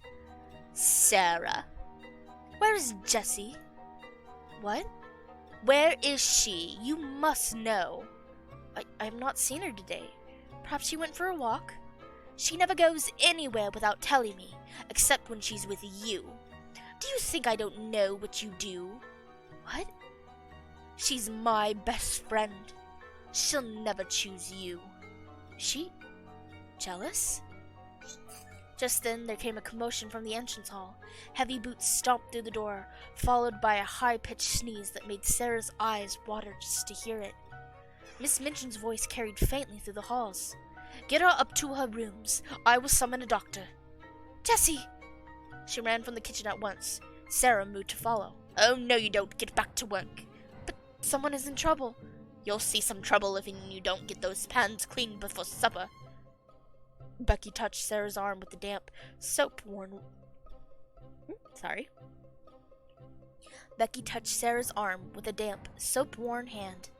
It's all right, miss. She's one of theirs. They'll look after her. Miss Minchin wouldn't want anything to happen to one of her paying pupils, even if Jessie's family isn't one of the richest. And Lavinia was worried about her. She does care about Jessie truly, even if she seems callous at times.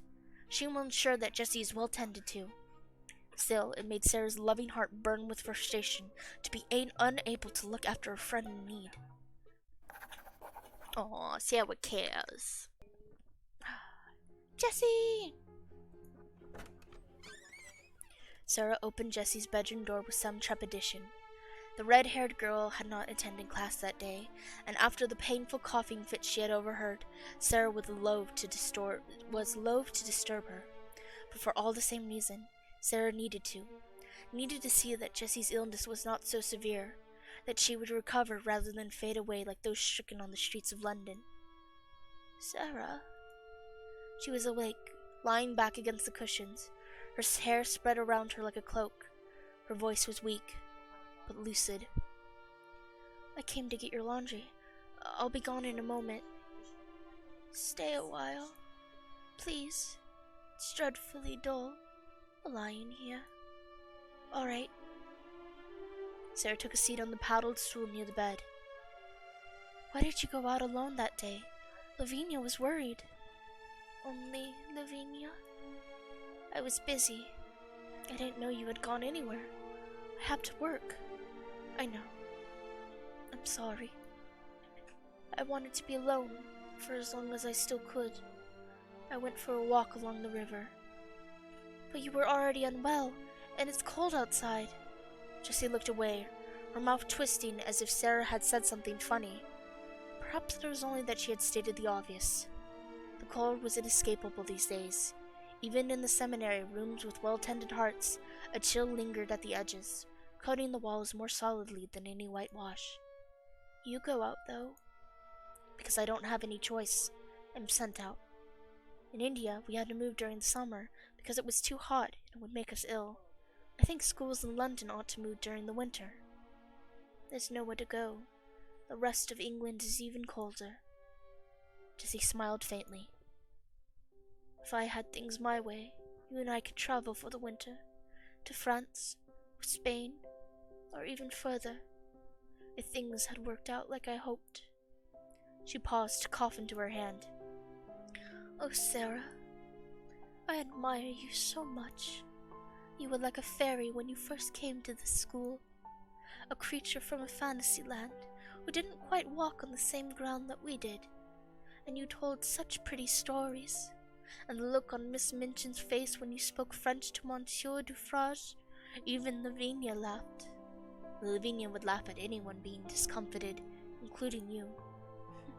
You're thinking something not so flattering about Lavinia, aren't you? Perhaps, but it was an unworthy thought. You see, you're not like me. You're so noble and clever, even in rags. I really can believe you're still a princess, sometimes. I wish you were. I wish it all had been true. We had such a beautiful dream, didn't we? Traveling the world together to appreciate art and beauty. I know I'm just a silly girl, but when I'm with you, everything in the world seems more interesting. You see things that I don't. You are magical. You shouldn't talk so much. You're not well. You'll strain your throat. No matter how sick I am, this is more important. Jessie pushed herself up to a sitting position, then pressed her hands to her head, dizzy. It will be your own fault if your head falls off and rolls away. Jessie giggled. I suppose you know a story about a man whose head rolled away. I wish you could stay by my side forever and tell me stories. She paused for a moment, coughing faintly. Lavinia doesn't accept my feelings. She says I ought to be grateful to my parents for making a good match for me with Mr. Watney. I'm not sure if she means it. She often says things she doesn't mean. Sometimes she says that she will take me with her when she finishes school, but only if I am good. And I'm not sure if she means that either. It won't matter either way, if she doesn't act before my parents do. But that's not what I wanted to say to you. She took a deep breath and cleared her throat.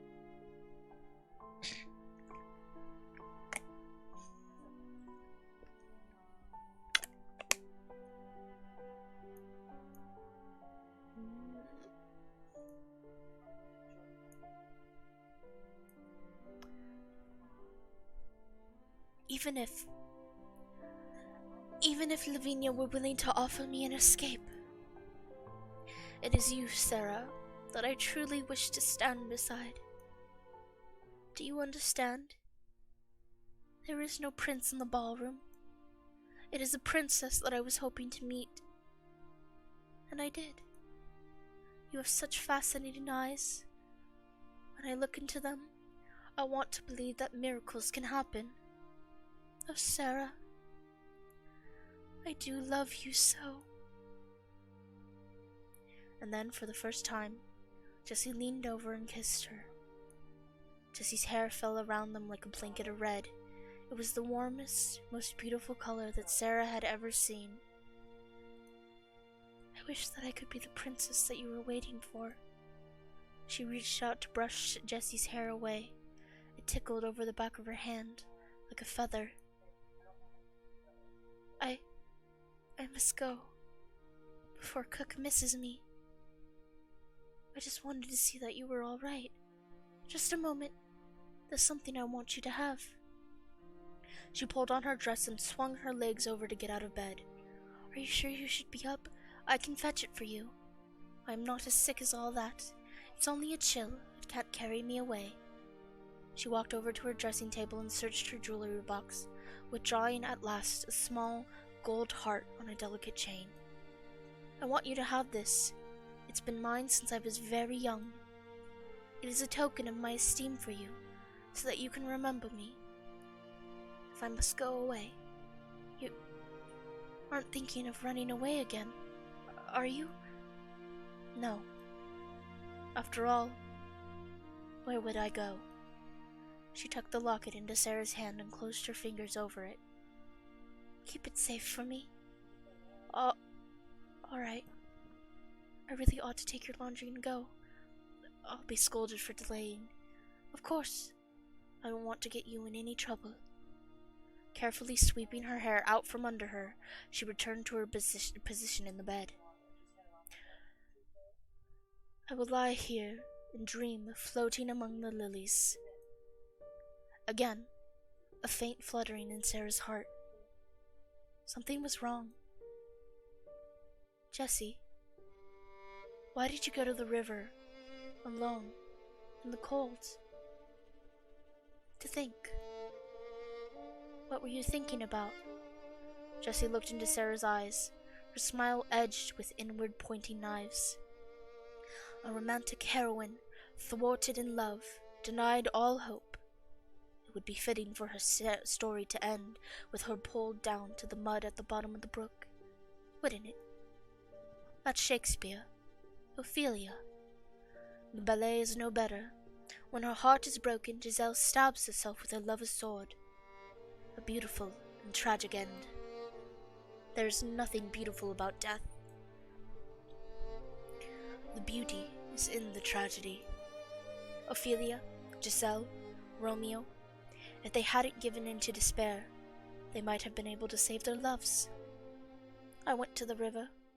I looked at the bridge, but I'm not going to climb over it. Not so long as I can still believe in miracles. And if I might lose my belief, then that's why I gave you my heart to hold, so that you can believe for me. Jessie, go, finish your chores. I need my beauty sleep. You will get better. Jessie reclined against the pillows and closed her eyes. She will be alright, won't she? Oof. That one hurts so bad. Just knowing, like, her story is so surprisingly sad and dramatic. It hurts. It hurts so much. Alright, here's our last event with Jessie. Sarah walked carefully up the stairs, keeping the tea tray balanced. 2 cups, a little pot, a 3-tiered tower of finger sandwiches, and a scattering of little biscuits. It was not the heaviest tray she had ever carried, but it was work enough for her thin, weary arms. Sarah's own stomach rumbled rebelliously at the sight of the spread right in front of her, but she dared not filch a single bite. After all, this tray was for Lavinia. As she approached the bedroom, Sarah saw to her dismay that the door was closed. I should have had Becky come up with me to knock. She did not dare attempt to balance the tray one-handed, and calling through the door would be vulgar. Careful not to disarrange the contents, she set the tray upon a hall table. Once the weight was off her arms, her slender wrists began to ache, but she could not take time to rest. She knocked upon the door. Yes, what is it? I've brought your tea. At last! Bring it in at once. Sarah opened the door, then turned back to pick up the tea tray again. Just as she was about to enter Lavinia's room, the door slammed shut in her face. Titters of laughter escaped around its edge. There was nothing to do but set the tray down and open the door again. Inside, Lavinia was seated like a queen upon her bed, her back supported by the nest of pillows. Beside her lay Jessie, her head in Lavinia's lap, her hair spread like a spider web over Lavinia's skirts. Her eyes, meeting Sarah's, were haunted. Neither of them was anywhere near the door. Well, where is our tea? The door shut before I could bring it inside. Oh dear, it must have been the wind. Jessie sucked in a breath, but before she could speak, Lavinia's hand pressed down hard upon her head, silencing her. You had better hurry and bring it in before the tea gets cold, or you will have to start all over again. Yes, miss. She returned to the hallway and picked up the tray, trying to steady her shaking hands. This time, she was just stepping through the entrance when the wooden door rushed at her. Tired as she was, she had no chance to dodge. The door struck the tray in her hands with jarring force, sending sandwiches onto the floor and a splash of hot tea onto Sarah's arm. The pain was rapid and intense. Sarah cried out, dropping the tray. She barely managed to stumble backwards before the fallen teapot could douse her feet as well. The door opened, revealing a wide-eyed girl. Jessie, who had slammed the door in Sarah's face. Jessie, who had burned her arm. Jessie, who had too clearly done all this at the orders of a smirking Lavinia. What a terrible mess! Jessie, tell the scullery girl she'll have to clean all that up and bring us a new tray. Jessie stooped, grabbing for bread and biscuits and setting them back on the tray. She spoke under her breath. I'm so sorry. I didn't mean to hurt you. Go, take care of yourself. Don't come back here. I can't stop her. Please don't come back. She raised her voice then, affecting annoyance. You hurt her. Hurry up and go. And Sarah fled. There was little sympathy in the kitchens for a girl so clumsy and foolish as to burn herself with tea, but at least there was cold water to pour over the mark. Cook most graciously allowed Becky to carry the new serving tray while Sarah attended her injury, but in exchange and in punishment, she would receive no supper that night. It was with a heavy heart, an empty stomach, and a still sore arm that she mounted the stairs to her attic bedroom that night. Oh, Jessie, how could you do such a thing? She does not mean to be cruel. She only tries to please Lavinia because she is desperate to escape the threat of marriage. She gave me her heart. As she reached the top, she was surprised to see a glimmer of light coming from under the attic door. Nobody goes there but myself and Becky, but someone has lighted a candle. Has Jessie crept up for an evening visit? It was not Jessie. Miss Minchin? Candlelight flashed and flickered around the desolate attic. When Sarah had left it in the morning, her bed had been tidy, its threadbare. Now her pitiful furnishings were overturned and scattered. Even Emily lay upon her face on the floor, her petticoats over her head. Sarah, what is the meaning of this? From her hand dangled a golden locket. That is not for you. Stealing! I am absolutely shocked at this behavior. Here I have given you a roof over your head and meaningful employment, and this is how you repay me? I did not steal it, it was a gift. Do not lie to me, Sarah. No one makes gifts to a worthless little drudge. Admit it, you stole this. What were you planning to trade it for? I didn't lie to you before, and I won't lie now. I didn't steal anything. Jessie gave me the locket. Miss Minchin's hand cracked across Sarah's face. Impudent as well as a thief. How dare you speak the name of a young lady as if she were your equal? Jessie is my equal. We are both in service to a cruel mistress, and you are no equal of hers. When Miss Herbert first informed me that she was missing a piece of her jewelry, I did not believe that you would be the culprit.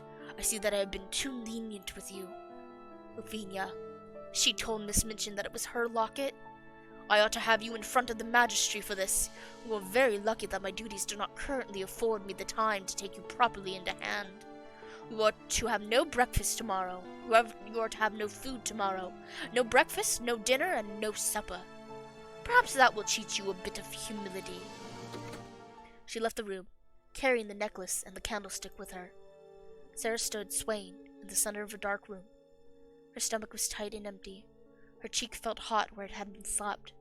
Worst was the pain of her arm, which still stung where it had been burned. I didn't steal. I wouldn't. No matter what, I wouldn't. The light was too dim to see properly. Slowly she sank to her knees. Her questing hand found Emily upon the floor, picked her up, and straightened out her dress. Lavinia sent her here. She called me a thief. If only I were a thief, I might not be so hungry. Unexpectedly, there came a knock at the door. Miss, are you in there? Becky, come in. Becky crept inside. Only bits of her face and apron remained light enough to be seen in the dimness. Miss, do you know?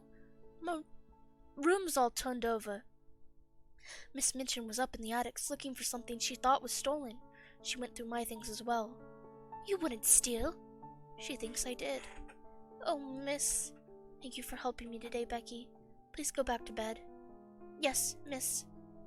Alone in the dark, Sarah picked up her scattered belongings and returned them to their places. Miss Minchin didn't care about the truth. She could have asked Jessie if she wanted to. She had her mind made up before I came into the room. But what is the truth? How did Lavinia know about the necklace? Was it hers, and Jessie took it? Or did Jessie tell her that she gave it to me? Jessie will do anything, anything at all to win Lavinia's favor, and Lavinia will never cease to be cruel. Jessie gave me her heart because she wanted to believe in miracles, but here I am, and all the miracles have gone wrong. Oh, Papa, why did you have to die? Sarah lay upon her bed, and the only warmth beneath her sheets was the burning of her wounds, and the only substance that filled her belly was regret.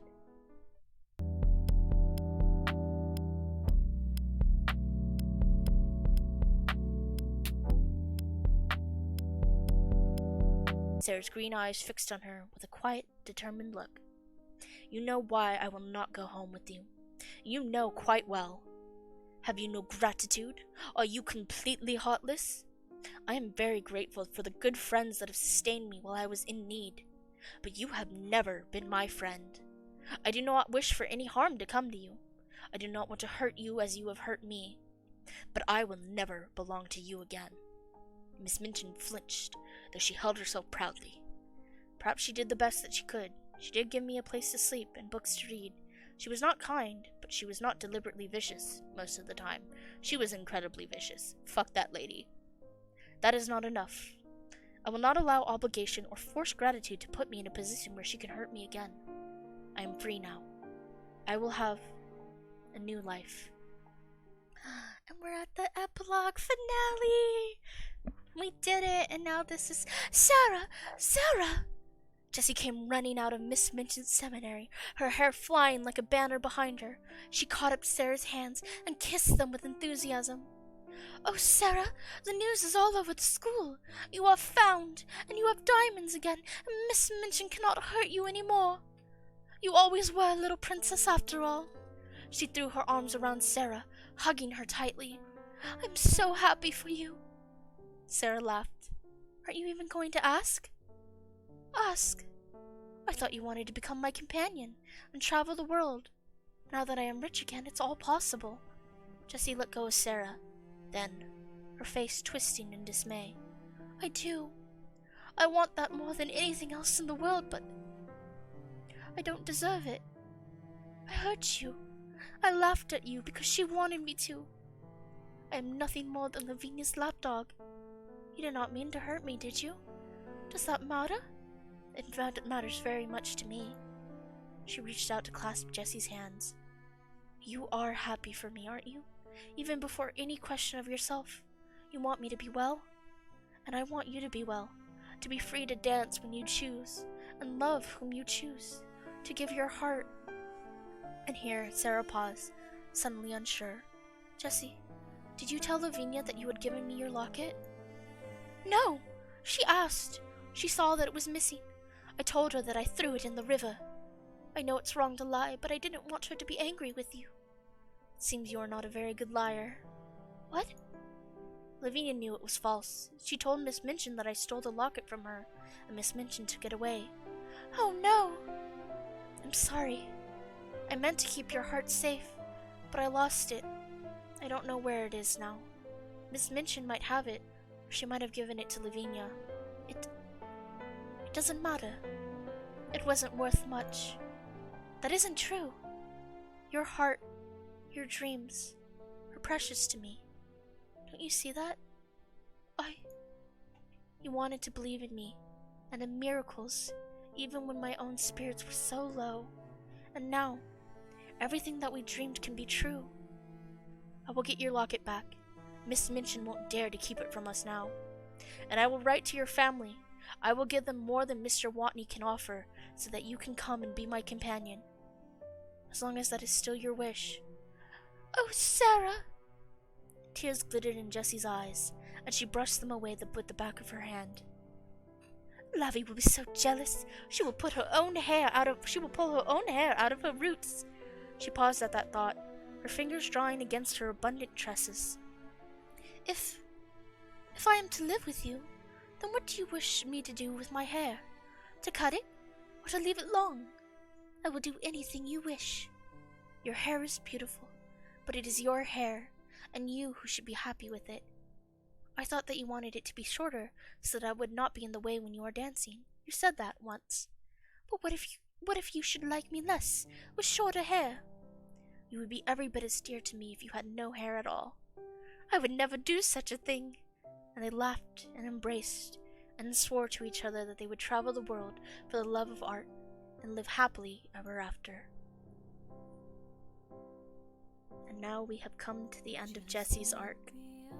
Once more, I want to thank everyone who was here with me. I hope you have some great holidays. I will definitely be streaming more in the future. And you are always welcome here with me. This is one of my favorite games. Even knowing the stories, even knowing the beats, I still absolutely adore this game and what it does. It means the world to me, and I hope every one of you also enjoyed it. I thought I would get to Mariette's one as well.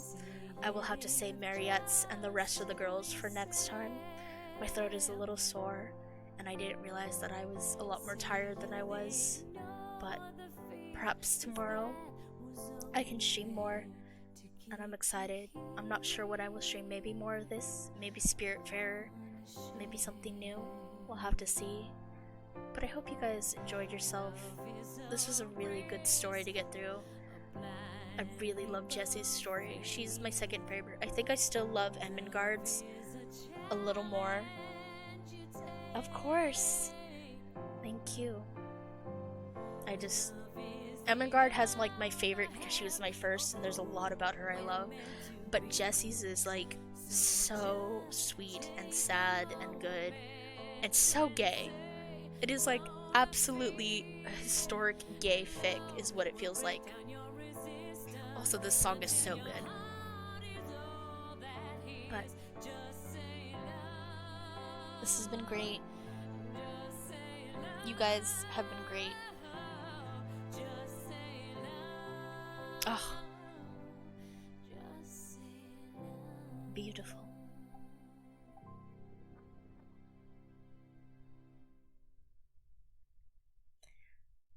That is Lily Princess. Thank you guys so much. Thank you for playing. Thank you for watching. Thank you for being a part of it with me. I can't wait to spend the holidays with you guys. I'm gonna go ahead and send you off to a friend now. Thank you.